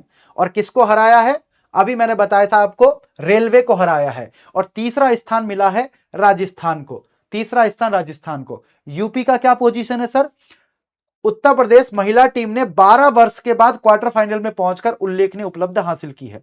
तो महिला टीम ने केवल 12 साल के बाद क्वार्टर फाइनल में पहुंची है महिला। आपको सिर्फ इनका नाम याद रखना है, किसने जीता और किसने जीता, बस, ठीक है। चलिए आगे देखो, पूजा पाल को प्रधानमंत्री राष्ट्रीय बाल पुरस्कार मिला। बाराबंकी की लड़की को उसके इनोवेशन के लिए पीएम बाल पुरस्कार मिला है। कहां से आती है सर, बाराबंकी। इन्होंने क्या किया था, ठीक है, अभी बताता हूं आप लोगों को। उत्तर प्रदेश के बाराबंकी जिले में 17 वर्षीय पूजा पाल को नई दिल्ली के राष्ट्रपति भवन में राष्ट्रपति द्रौपदी मुर्मू से प्रधानमंत्री राष्ट्रीय बाल पुरस्कार मिला है। तो आपसे पूछा जाएगा हमारे यूपी के किसको राष्ट्रीय प्रधानमंत्री बाल पुरस्कार मिला है, तो पूजा पाल। कहां से आती हैं, बाराबंकी से। कितने साल की हैं, 17 साल की हैं। इन्होंने काम किया था, देखो इन्होंने क्या किया था, जो गेहूं की थ्रेसिंग होती है ना, गेहूं की थ्रेसिंग के लिए एक नया धूल रहित उपकरण बनाया था, जिसका मकसद किसानों को होने वाले स्वास्थ्य संबंधी खतरों को कम करना था। आप सबको पता होगा, जब हम गेहूं की थ्रेसिंग करते हैं, है ना, उसको डालते हैं गेहूं को, और जब गेहूं के दाने अलग होते हैं, थ्रेसिंग बोलते हैं उसको, थ्रेसर, ठीक है। जब उससे वो करते हैं ना, उससे बहुत ज्यादा धूल निकलता है ना, बहुत ज्यादा धूल निकलता है, और वो धूल नाक के सहारे, मुंह के सहारे लंग्स तक चला जाता है, उससे हेल्थ इश्यूज होते थे। तो उसको रिप्लेस करने के लिए इन्होंने एक इन्वेंशन किया था, जहां से धूल नहीं निकलेगी, ठीक है। इसके लिए ही इनको प्रधानमंत्री राष्ट्रीय बाल पुरस्कार मिला है। प्रधानमंत्री राष्ट्रीय बाल पुरस्कार ये बच्चों के लिए भारत का सर्वोच्च नागरिक सम्मान है, जो इनोवेशन, विज्ञान, समाज सेवा, खेल, कला और संस्कृति के क्षेत्र में असाधारण उपलब्धियों के लिए दिया जाता है, ठीक है, दिया जाता है, ध्यान रखना, ठीक है। चलिए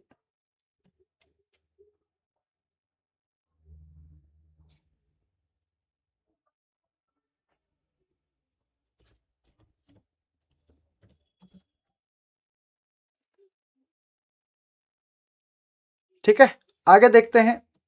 आगे देखो, अगला है हमारा डी रेगुलेशन 1.1 रिपोर्ट में उत्तर प्रदेश को भारतीय राज्यों में पहला स्थान मिला है, ठीक है। मतलब डी रेगुलेशन हमारे यूपी में अभी जो एनवायरमेंट है ना इन्वेस्टमेंट का, वो बहुत अच्छा है।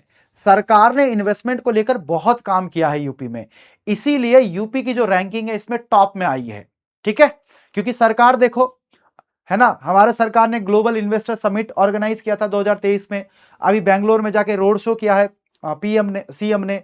हमारे सीएम जापान गए थे, हमारे सीएम सिंगापुर गए थे, वहां से इन्वेस्टमेंट के प्रपोजल्स मिले हैं सरकार को। हमारी सरकार ओडीओपी लागू कर रही है। हमारी सरकार में इतने सारे इंफ्रास्ट्रक्चर डेवलपमेंट, यूपी में इंफ्रास्ट्रक्चर डेवलपमेंट हो रहे हैं, जिसके कारण इन्वेस्टमेंट अट्रैक्ट हो रहा है, लॉ एंड ऑर्डर इंप्रूव हुआ है, लैंड एक्विजिशन इंप्रूव हुआ है। तो ये सारे के कारण यूपी में इन्वेस्टमेंट अभी आ रहा है।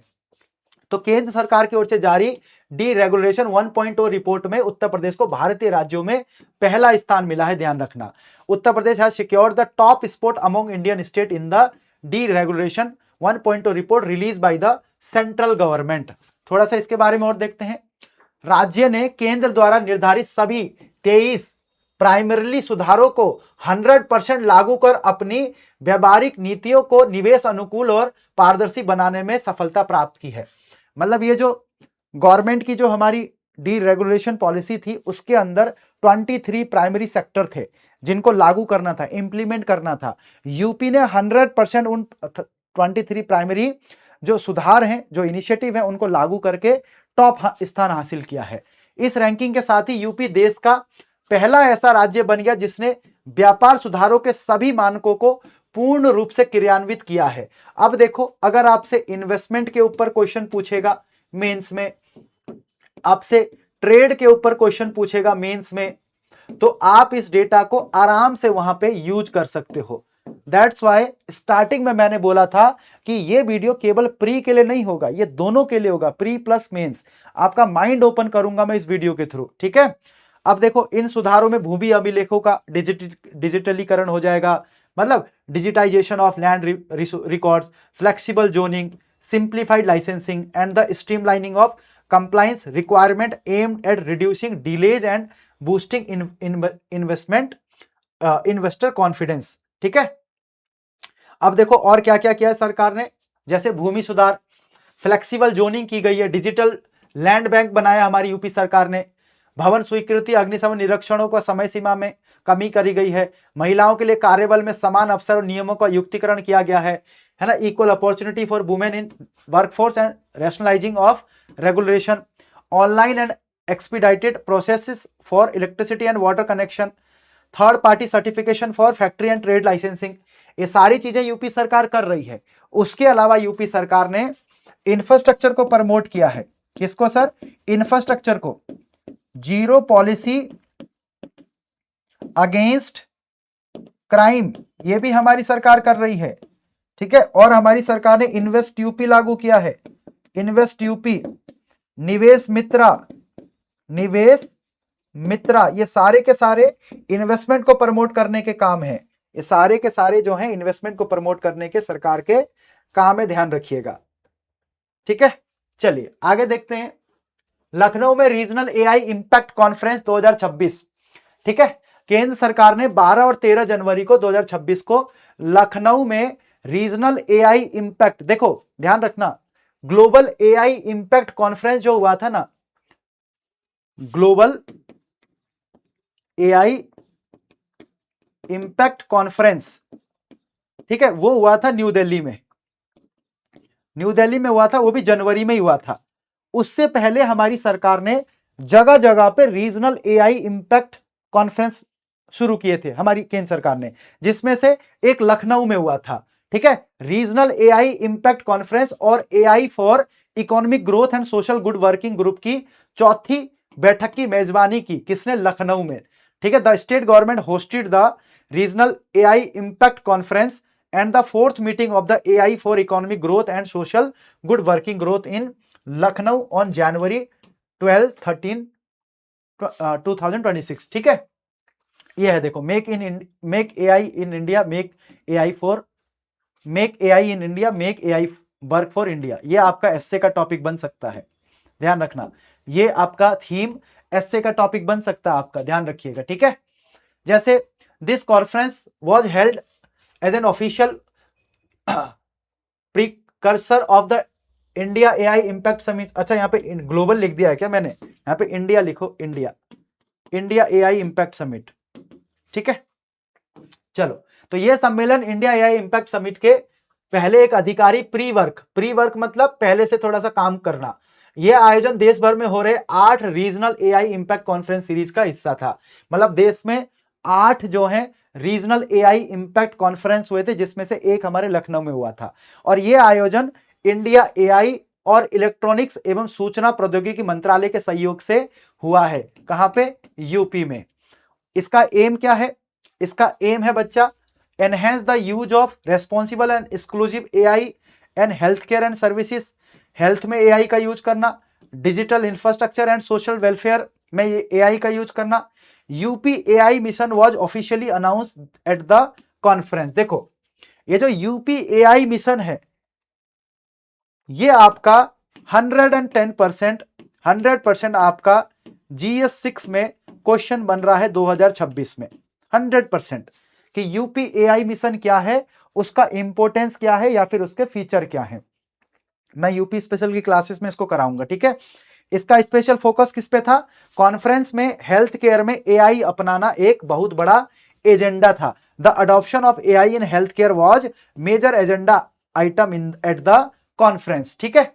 चलो आगे देखते हैं। देखो, जो एआई इंफ्रास्ट्रक्चर था, AI infrastructure the mission entails, जो अभी आपको मैंने ये बताया था ना एआई मिशन यूपी का, इसके अंदर क्या क्या किया गया है? इस मिशन में 62 एआई और डेटा लैब बनाना, एकेडमिया और इंडस्ट्री के साथ सहयोग और एआई इनोवेशन और स्किलिंग प्रोग्राम को बढ़ावा देना शामिल है एआई इनिशिएटिव में यूपी का, ठीक है। और उसका उद्देश्य क्या है?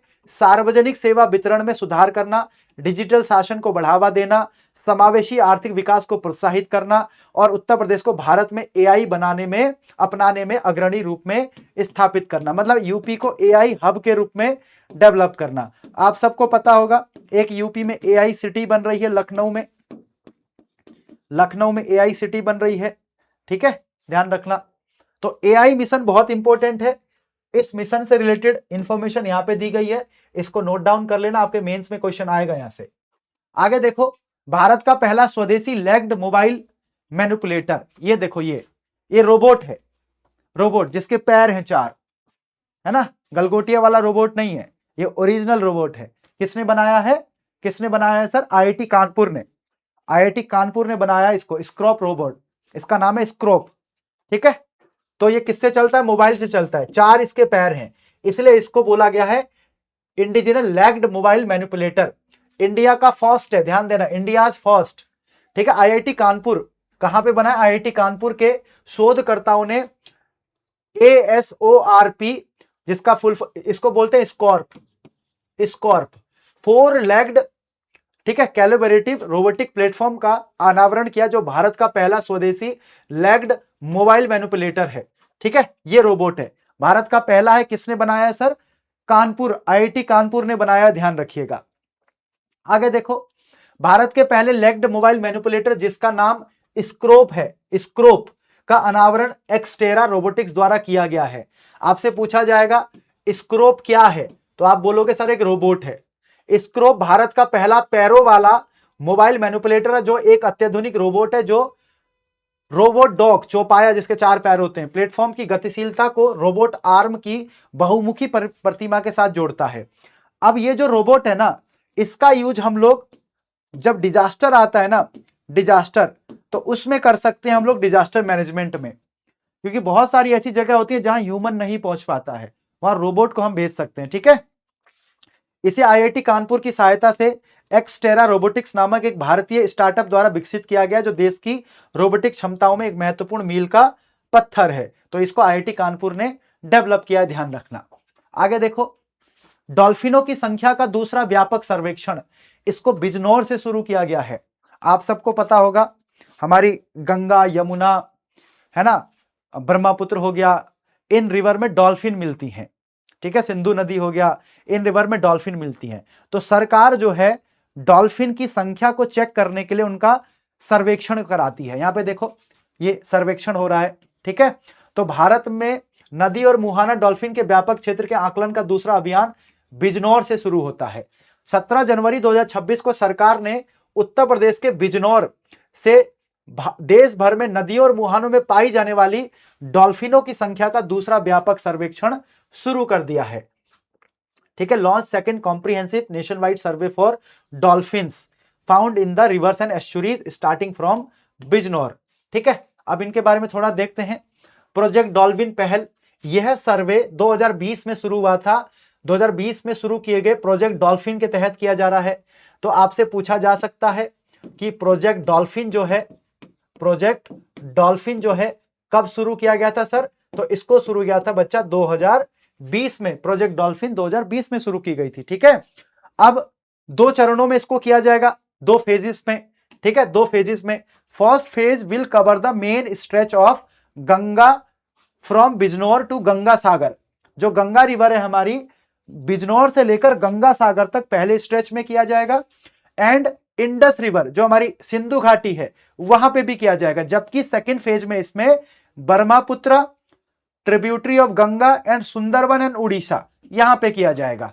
तो ये ध्यान रखना, आपसे क्वेश्चन पूछा जाएगा डॉल्फिन किस किस नदी में मिलती है। तो एक हमारा गंगा रिवर में मिलती है, सिंधु नदी में मिलती है, ब्रह्मपुत्र रिवर में मिलती है, सुंदरबन में मिलती है, उड़ीसा में मिलती है, महानदी में। ठीक है, गंगा नदी डॉल्फिन के अलावा सर्वेक्षण में सिंधु नदी डॉल्फिन, इरावती नदी डॉल्फिन की स्थिति का भी आकलन किया जाएगा, ध्यान रखना। ठीक है, चलो थोड़ा सा देखते हैं। पहला जो सर्वेक्षण हुआ था, मतलब ये सेकंड फेज है ना, पहला फेज देखो 2021 और 2023 में किया गया था, जिसमें 66,327 रिवर डॉल्फिन दर्ज की गई थी। इसमें गंगा रिवर में, यमुना में, चंबल में, गंडक में, घाघरा, कोशी, महानंदा और ब्रह्मपुत्र नदियों में डॉल्फिन पाई गई थी। ध्यान रखना, यहां से क्वेश्चन बन सकता है किस रिवर में डॉल्फिन पाई गई थी। और गंगा नदी डॉल्फिन ब्यास रिवर में भी पाई जाने वाली सिंधु डॉल्फिन की एक छोटी आबादी शामिल है। और सबसे ज्यादा आबादी कहां पे है डॉल्फिन की? यूपी और आपका बिहार में। सबसे ज्यादा डॉल्फिन हमारी यूपी और बिहार में पाई जाती हैं।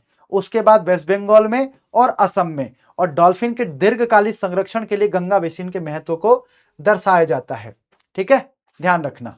चलिए आगे देखो, प्रदेश का पहला जीरो फ्रेश वेस्ट डंप शहर, ये तो हमने पढ़ लिया ना अभी, ये तो हम लोगों ने पढ़ लिया था, लखनऊ बना है। ठीक है, लखनऊ बना है। चलिए, ये तो लखनऊ बना है। चलो आगे देखो, उत्तर प्रदेश दिवस, वी ऑल नो 24 जनवरी को हम लोग मनाते हैं उत्तर प्रदेश दिवस। और इसको मनाया जा रहा है बच्चा 2018 से। 2018 से हम हर साल 24 जनवरी को उत्तर प्रदेश दिवस मनाते हैं।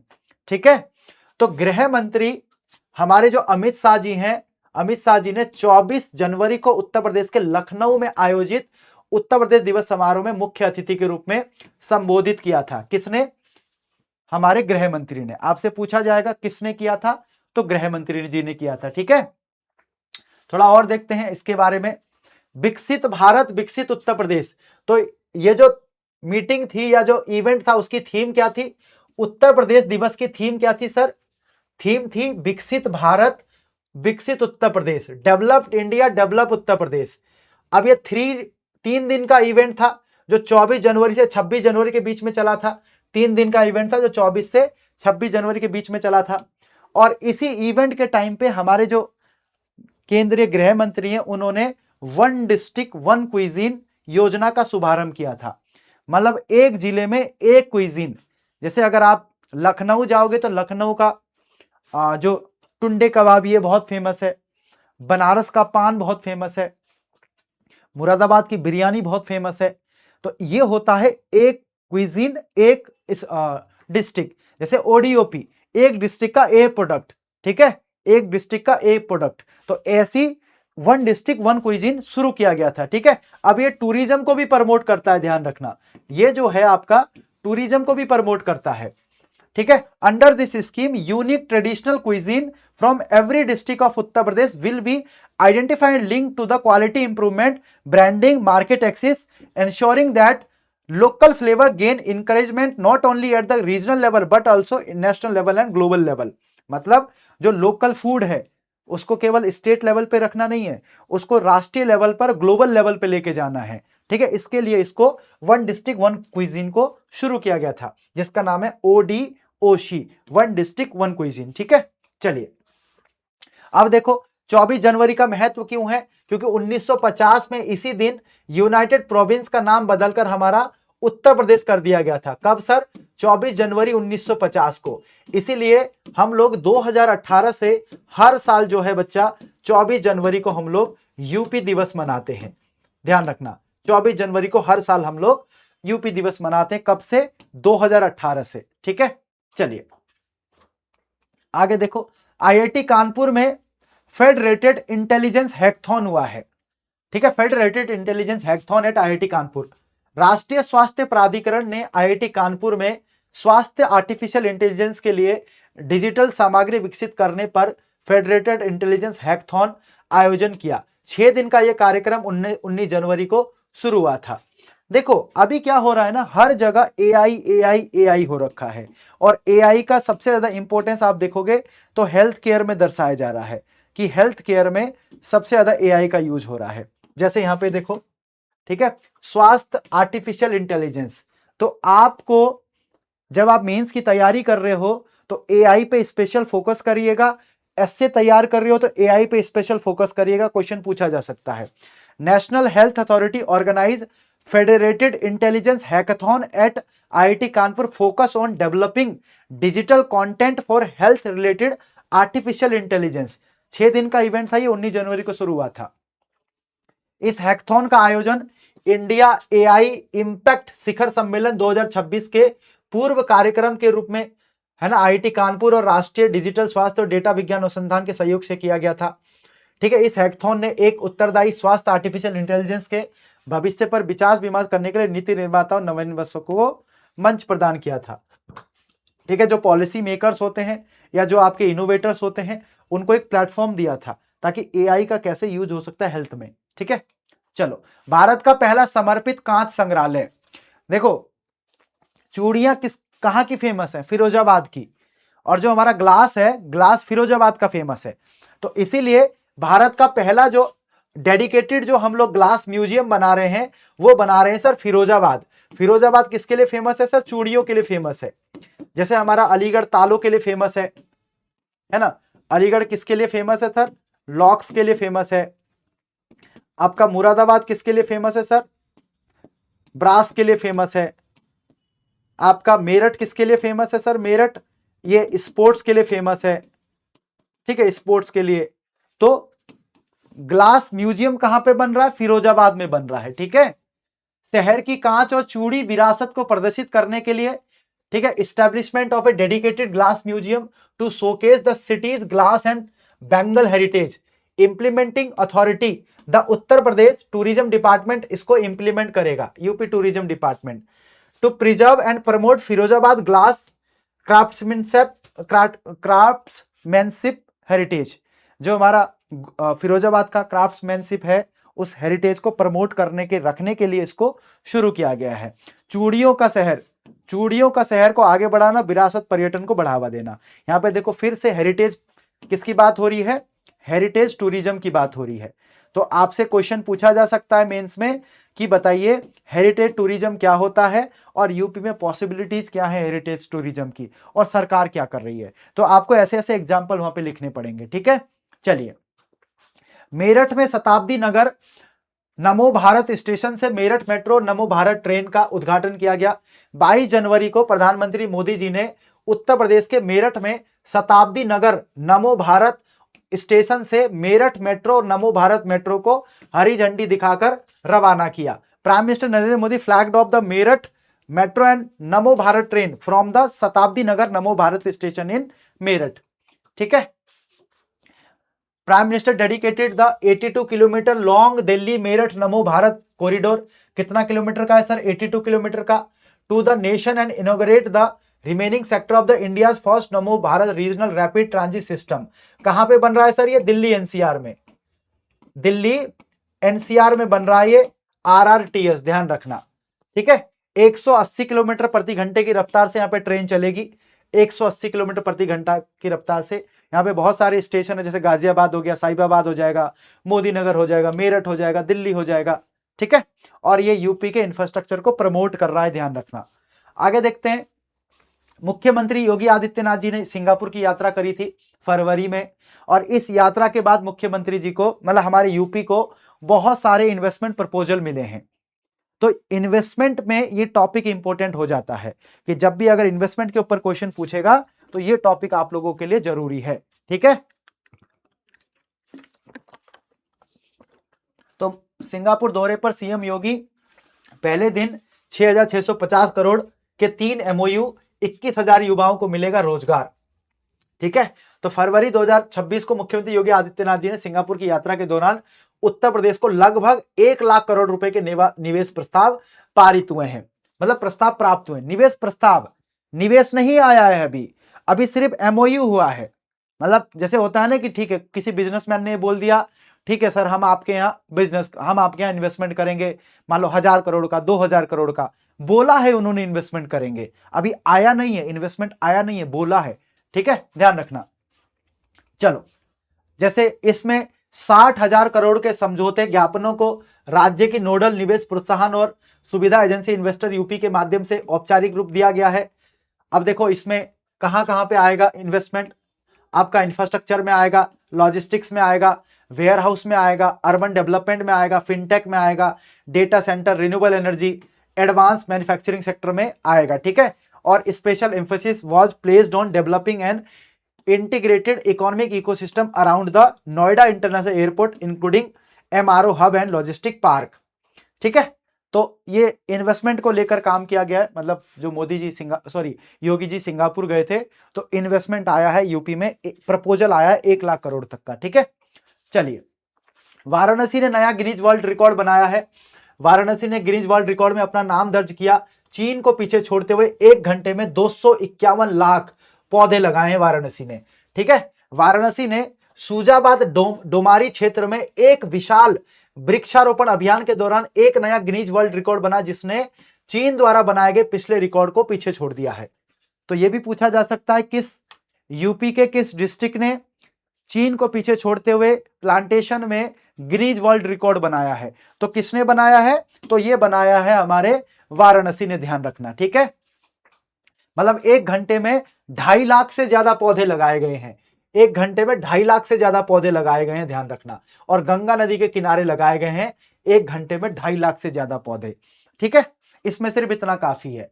आगे देखो, लखनऊ में पहला सामरिक संचार सम्मेलन, मध्य कमान में रणनीतिक संचार सम्मेलन हुआ है ना।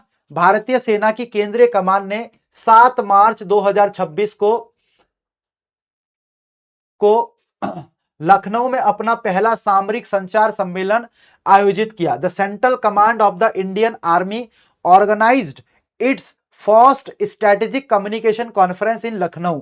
कब किया था सर? 7 मार्च को। कहां पे किया था? लखनऊ में किया था। जो हमारी इंडियन आर्मी है, स्ट्रेटेजिक कॉन्फ्रेंस, कि हम लोग कैसे कैसे स्ट्रेटेजी बनाएंगे, आपके वॉर होगा तो क्या होगा, कैसे निपटा जाएगा, क्या क्या हमें करना चाहिए, उसको लेकर यहां पे कॉन्फ्रेंस हुआ था, ठीक है। ये देखो, ये कॉन्फ्रेंस। आगे देखो, अब इसका सब्जेक्ट क्या था? Institutionalisation of strategic communication as capability for future preparedness in the emerging information domain at the conference. मैंने बताया ना अभी, फ्यूचर में अगर कुछ हमला होता है तो उससे कैसे बचना है, उसके लिए इस इवेंट को, कॉन्फ्रेंस को ऑर्गेनाइज किया गया था, ठीक है। Special interactive session was organised on the theme strategic communication on emerging multi domain operation. ये थीम था, strategic communication in emerging multi-domain operation. This is the theme. Strategies, structure, processes and preparedness, integrating both policy and operational perspective. Primary objective क्या था इसका? To examine strategic communication as a critical institutional capability within India's national security framework. ठीक है, तो ये लखनऊ में इस conference को किया गया था, ठीक है। आगे देखो, स्वच्छ वायु योजना, स्वच्छ वायु योजना। अब इसको भी आप लोग किसके साथ यूज कर सकते हो? इसको भी आप लोग एयर पॉल्यूशन के साथ लिंक कर सकते हो, ठीक है। वर्ल्ड बैंक, भारत सरकार और उत्तर प्रदेश सरकार ने 16 मार्च को उत्तर प्रदेश स्वच्छ वायु प्रबंधन कार्यक्रम के लिए लगभग 300 मिलियन डॉलर के ऋण समझौते पर हस्ताक्षर किए हैं। The World Bank and the government of India and government of Uttar Pradesh sign a loan agreement worth 3 million for Uttar Pradesh clean air management programme on March 16। अब आपसे ये जो UP clean air programme management programme है, यहां से आपसे अलग से मेंस में क्वेश्चन बना सकता है, ध्यान रखना, ठीक है। चलो, ये पहल भारत की एयरशेड आधारित वायु देखो वही है, ठीक है, जो हमने पहले पढ़ा था ना, पहले जो हम लोगों ने पढ़ा था उसी का आगे एक्सटेंशन है ये, जो हमने पहले पढ़ा था ना, हमारी पहली जो न्यूज थी, हमारी जो पहली न्यूज थी उसी का आगे एक्सटेंशन है ये, ठीक है। तो इसमें कुछ ऐसा बताने की चीज नहीं है, वही चीज है जो हमने आगे पढ़ी थी एयरशेड वाला। चलिए, ठीक है, इसका एम क्या है, राष्ट्रीय स्वच्छ वायु कार्यक्रम के अनुरूप 2030 तक सहभागी शहरों में PM2 के स्तर में 30% की कमी करना, है ना। परिवहन MSME सेक्टर में 150 मिलियन का अतिरिक्त निजी क्षेत्र आकर्षित करना। उत्तर प्रदेश नियंत्रण बोर्ड से प्राप्त आंकड़ों के आधार पर लगभग 200 नए वायु गुणवत्ता मॉनिटर स्थापित किए जाएंगे, ध्यान रखना, ठीक है। तो जो हमने पहले पढ़ाई करी थी उसी का ये एक्सटेंशन है, इसमें इतना कुछ दिमाग लगाने की जरूरत नहीं है। चलिए आगे देखो, इंडिया स्किल्स राष्ट्रीय प्रतियोगिता 2025-26, इंडिया स्किल कंपटीशन 2025-26 कॉन्फ्रेंस है ग्रेटर नोएडा। तो कहां पे हुआ था सर ये इवेंट, ग्रेटर नोएडा में हुआ था, ठीक है। तो इंडिया स्किल राष्ट्रीय प्रतियोगिता 2025-26 का आयोजन मार्च अप्रैल 2026 में Greater Noida, Greater Noida UP में हुआ था। India skill national competition was held in Greater Noida Uttar Pradesh in March April 2026, ठीक है। इंडिया स्किल राष्ट्रीय प्रतियोगिता ये हुआ था ग्रेटर नोएडा में, ध्यान रखना। यह देश की सबसे बड़ी प्रतियोगिता है, this is the country largest skill competition. मतलब बच्चे यहाँ पे आके ना स्किल शो करते हैं कि आपके अंदर कितना स्किल है। मान लो मेरे अंदर ऐप बनाने का स्किल है, किसी के अंदर गार्डनिंग करने का स्किल है, किसी के अंदर पेंटिंग का स्किल है, किसी के अंदर मान लो सिंगिंग का स्किल है, उस स्किल को शोकेस किया जाता है, ठीक है। It was organise by ministry of skill development and entrepreneurship and the national skill development corporation. तो ये दोनों के जॉइंट से बना गया है, इसको इवेंट को ऑर्गेनाइज किया गया था। कौशल विकास उद्यमिता मंत्रालय और राष्ट्रीय कौशल विकास निगम द्वारा आयोजित किया गया था। इसका एम क्या था, showcase and promote vocational skill among the youth across the country. Vocational skill का मतलब क्या होता है, वोकेशनल स्किल वो स्किल होती है जिसके माध्यम से आपको जॉब मिलेगी। हम लोग अभी किस पे फोकस करते हैं, हमारा फोकस होता है प्राइमरली फोकस होता है रटने के ऊपर, कि किसी तरह बच्चा पास हो जाए।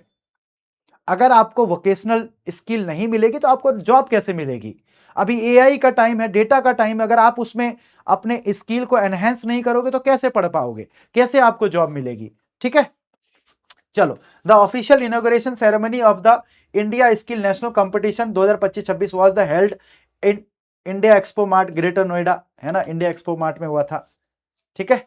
The competition is the part of India skill mission which aims to develop a skill workforce. मतलब ये इंडिया स्किल मिशन जो है उसका पार्ट है ये, ध्यान रखना, ठीक है। चलिए आगे देखते हैं, राज्य सरकार का पहला आर्थिक सर्वेक्षण बहुत इंपॉर्टेंट है, ठीक है। इसको मैं आपको मेंस की जो हमारा यूपी स्पेशल का क्लास चल रहा है उसमें मैं कवर कराऊंगा पूरा। तो यूपी का फर्स्ट इकोनॉमिक सर्वे, यूपी का फर्स्ट इकोनॉमिक सर्वे, और ये केवल यूपी का फर्स्ट इकोनॉमिक सर्वे नहीं है, अगर इसको वैसे देखा जाए तो पूरा ये आपका जितने भी हमारे स्टेट हैं उसका पहला इकोनॉमिक सर्वे है। तो उत्तर प्रदेश सरकार ने 10 फरवरी 2026 को राज्य का पहला आर्थिक सर्वेक्षण 2025-26 पेश किया, और ये आप देखोगे ये पूरे इंडिया में फर्स्ट है, ये आपका फर्स्ट इन इंडिया है। यहां से क्वेश्चन बन सकता है, पहला ऐसा कौन सा स्टेट है जिसने अपना इकोनॉमिक सर्वे पेश किया था। ज्यादा पेज का नहीं था, 8-10 पेज का था, बट पेश किया, ठीक है। अब इसके अंदर जो चीजें हैं वो मैं बताता हूं आप लोगों को, ठीक है। तो पहला ऐसा राज्य बन गया है जिसने आधिकारिक तौर पर अपने आप का एक अलग राज्य अर्थशास्त्र सर्वेक्षण जारी किया है। Become the first state to the officially release on separate economic survey. It outlines data driven road map. देखो इसका रोड मैप क्या है कि हमारी यूपी को $1 ट्रिलियन की इकोनॉमी बनाना, इसका टारगेट है इकोनॉमिक सर्वे का जो दिया गया है कि $1 ट्रिलियन की इकोनॉमी बनाना, और उसमें कैसे कैसे बनेगा वो पूरा रोड मैप दिया गया है। ठीक है, अब देखो जो हमारा इकोनॉमिक सर्वे है इसके according economy will reach the 1 trillion mark, ठीक है, in the medium term by the strengthening, investment को स्ट्रेंथनिंग करोगे, इंफ्रास्ट्रक्चर को प्रमोट करोगे और प्रोडक्टिविटी को प्रमोट करोगे, तब जाके 1 ट्रिलियन इकोनॉमी को आप लोग अचीव कर सकते हो। ग्रोथ रेट, जीएसडीपी का ग्रोथ रेट कितना है यूपी का? तो यूपी का ग्रोस स्टेट डोमेस्टिक प्रोडक्ट 10.8 की कंपाउंड एनुअल ग्रोथ रेट से बड़ा है, मतलब 10.8% हमारे यूपी का जीएसडीपी का ग्रोथ रेट। ठीक है, आगे देखो 2016-17 में 13.30 लाख करोड़ रुपए से बढ़कर 2024-25 में 30.25 लाख करोड़ रुपए हो गया यूपी का जीएसडीपी, और 2025-26 में इसके 36 लाख करोड़ तक का पहुंचने का अनुमान है। ठीक है, अब हमारे यहाँ 22 एक्सप्रेसवे हैं और हमारा यूपी हब माना जाता है एक्सप्रेसवे के मामले में।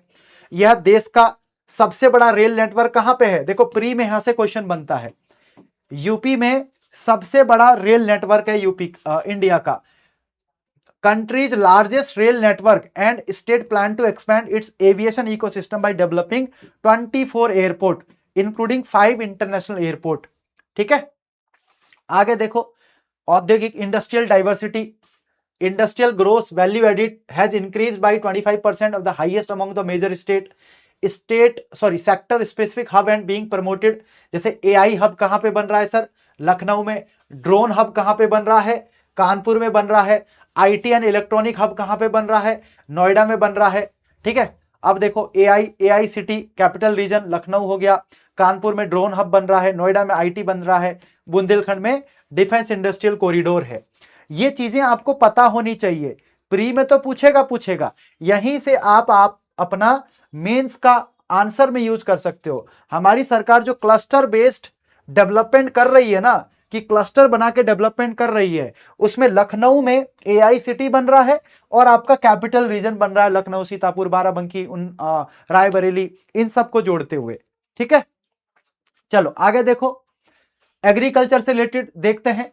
कृषि क्षेत्र सबसे आगे है, उत्तर प्रदेश अनाज का सबसे बड़ा उत्पादक बना हुआ है। फूड ग्रेन्स के मामले में हमारा यूपी टॉप में है फूड ग्रेन्स के प्रोडक्शन में। ठीक है, और दूध उत्पादन में सबसे बड़ा यूपी है। ठीक है, 15.66% भारत यूपी में योगदान देता है ना, और भारत में सबसे ज्यादा दूध का प्रोडक्शन हमारे यूपी में होता है। कुल अनाज के उत्पादन में यूपी का योगदान 20.6% है, और यूपी भारत में गन्ना, दूध, आलू का सबसे बड़ा उत्पादक स्टेट है, गन्ना का, दूध का, आलू का। ठीक है, सीड पार्क बनाया जा रहा है लखनऊ में, और हमारे यूपी में क्रॉप इंटेंसिटी कितनी है? 193.7% क्रॉप इंटेंसिटी। ठीक है, मतलब एक पर्टिकुलर एरिया में कितना क्रॉप का हम लोग प्रोडक्शन कर रहे हैं, मतलब कितना हमने इंटेंसिफाई होके वहां पे क्रॉप को लगाया है। ठीक है, क्रॉप इंटेंसिटी कितनी है? 193.7%। आगे देखो पब्लिक फाइनेंस और फिस्कल हेल्थ कैसा है यूपी का? पिछले 9 सालों में राज्य का बजट 2 गुने से ज्यादा बढ़कर 2025-26 में 8.83 लाख करोड़ हो गया है। अपना टैक्स रेवेन्यू यूपी का 2.5% बढ़ गया है।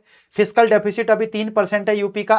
ठीक है, रेवेन्यू सरप्लस जीडीपी का 2.6% रहने का अनुमान है, रेवेन्यू सरप्लस। ठीक है, टैक्स रेवेन्यू, अपना टैक्स रेवेन्यू 2.5 गुना बढ़कर 2.0 लाख करोड़ हो गया है, मतलब खुद का टैक्स, यूपी सरकार खुद कितना टैक्स कलेक्ट कर रही है। ठीक है, मानव विकास संकेतक, human development indicator, per capita income कितनी है यूपी की? पर कैपिटा इनकम जो 2024-25 में 1,09,884 थी, 2025-26 में वो बढ़कर 1,20,000 हो सकती है। और Uttar Pradesh lead in the convergence of Ayushman Bharat Jan Dhan account reflecting improved social inclusion. Ayushman Bharat Jan Dhan account खाते सबसे ज्यादा यूपी में है, सबसे ज्यादा यूपी में है। ठीक है, एक्सपोर्ट एंड डिजिटल परफॉर्मेंस, राज्य एक्सपोर्ट इंडेक्स अभी हमने पढ़ा था ना, यूपी चौथे स्थान पर है।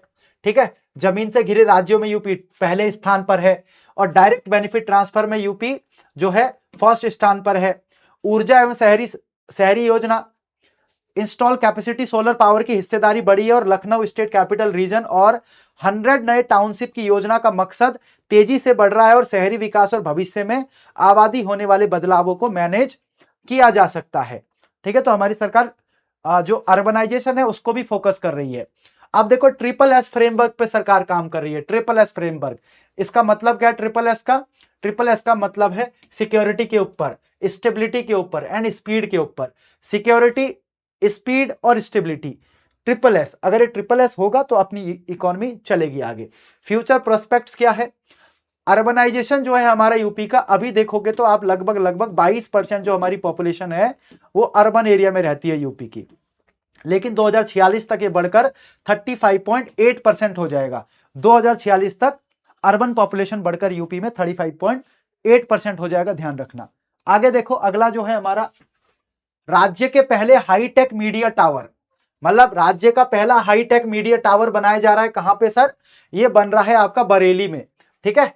तो उत्तर प्रदेश सरकार ने सार्वजनिक संचार अवसंरचना को मजबूत करने के लिए बरेली राज्य में पहले हाईटेक मीडिया टावर को मंजूरी दे दी है। इस टाइप का बनेगा मीडिया टावर, ठीक है। कोयम्बटूर की तर्ज पे बनेगा ये, कोयम्बटूर में भी है ऐसा और ऐसे ही बरेली में भी बनेगा मीडिया टावर, ठीक है, ध्यान रखना, ठीक है। मीडिया टावर का निर्माण बरेली के रामगंगा नगर हाउसिंग स्कीम में किया जाएगा। इस परियोजना का कार्यान्वयन कौन करेगा? बरेली विकास प्राधिकरण द्वारा किया जाएगा। राज्य में अपनी तरह की पहली परियोजना है ये, ठीक है, ध्यान देना। पहला मीडिया टावर है भारत का, सॉरी राज्य का पहला मीडिया टावर है ये, ठीक है। चलिए, आबकारी निर्यात नीति, India's first excise export policy 2026-29, liquor and ethanol export. देखो हमारी यूपी सरकार ने अभी लीकर और एथेनॉल के प्रोडक्शन को प्रमोट करने के लिए, बढ़ावा देने के लिए आबकारी निर्यात नीति शुरू करी है। एक्साइज एक्सपोर्ट पॉलिसी 2026 से 2029 तक, 3 साल की, ठीक है। उत्तर प्रदेश उत्पाद शुल्क विभाग ने 2026-27 से 2028-29 की अवधि के लिए एक उत्पाद एक शुल्क निर्यात नीति पेश की है, जिससे यह देश का पहला राज्य बन गया जिसके पास इस तरह की एक अलग नीति है। तो एक्साइज एक्सपोर्ट पॉलिसी शुरू करने वाला यूपी फर्स्ट स्टेट है, ध्यान देना, यूपी फर्स्ट स्टेट है, ठीक है, ध्यान रखना। अब इसके फीचर क्या क्या है सर? इसके फीचर, उद्देश्य क्या है इसका? शराब और लीकर और एथेनॉल के निर्यात को बढ़ावा देना, उत्तर प्रदेश में निर्मित ब्रांडों की वैश्विक उपस्थिति को सुदृढ़ करना, निवेश आकर्षित करना, सामाजिक आर्थिक लाभों को बढ़ावा देना। विशेषताएं क्या क्या है इसमें? लेवीज के ऊपर रिडक्शन किया गया है, लेवीज को कम किया गया है, ठीक है। एक्सपोर्ट ड्यूटी को कम किया गया है ताकि हमारा एक्सपोर्ट बढ़े। हेरिटेज एंड नीश मार्केट पे फोकस किया गया है। Heritage and niche market, for the first time provision have been made for distillers to manufacture heritage wine specifically for export. Permission also has been granted for testing taverns, ठीक है, ध्यान रखना। पहली बार निर्यात के लिए विशेष रूप से हेरिटेज वाइन के निर्माण हेतु डिस्टिलरी को प्रदान किए गए, साथ ही टेस्टिंग टेबल्स की अनुमति भी प्रदान की गई, मतलब आप वाइन को टेस्ट भी कर सकते हो जाके, ठीक है। तो ये सारी हैं आपको इसकी विशेषताएं। चलिए अब चलते हैं हम लोग, ये हमारी सारी बड़ी न्यूज कवर हो गई है, अब हम चलते हैं हमारी छोटी छोटी न्यूज की तरफ, ठीक है। छोटी न्यूज तो देखो, लखनऊ के आईआईटी में बनेगा, सॉरी लखनऊ के आईआईटी ने, लखनऊ के आईटीआई में बनेगा देश प्रदेश का पहला प्लेसमेंट भवन। तो इस प्रोजेक्ट की अनुमति लागत कितनी है सर? 5 से 10 करोड़ रुपए, और ये करीब 1400 वर्ग मीटर के क्षेत्र में बनेगा। तो प्लेसमेंट भवन बनाया जाएगा लखनऊ के आईटीआई में, ध्यान रखना, ठीक है। उत्तर प्रदेश सरकार ने लोक अधिकरण के अध्यक्ष, उपाध्यक्ष और सदस्यों की आयु की सीमा बढ़ा दी है। पहले कितनी थी सीमा?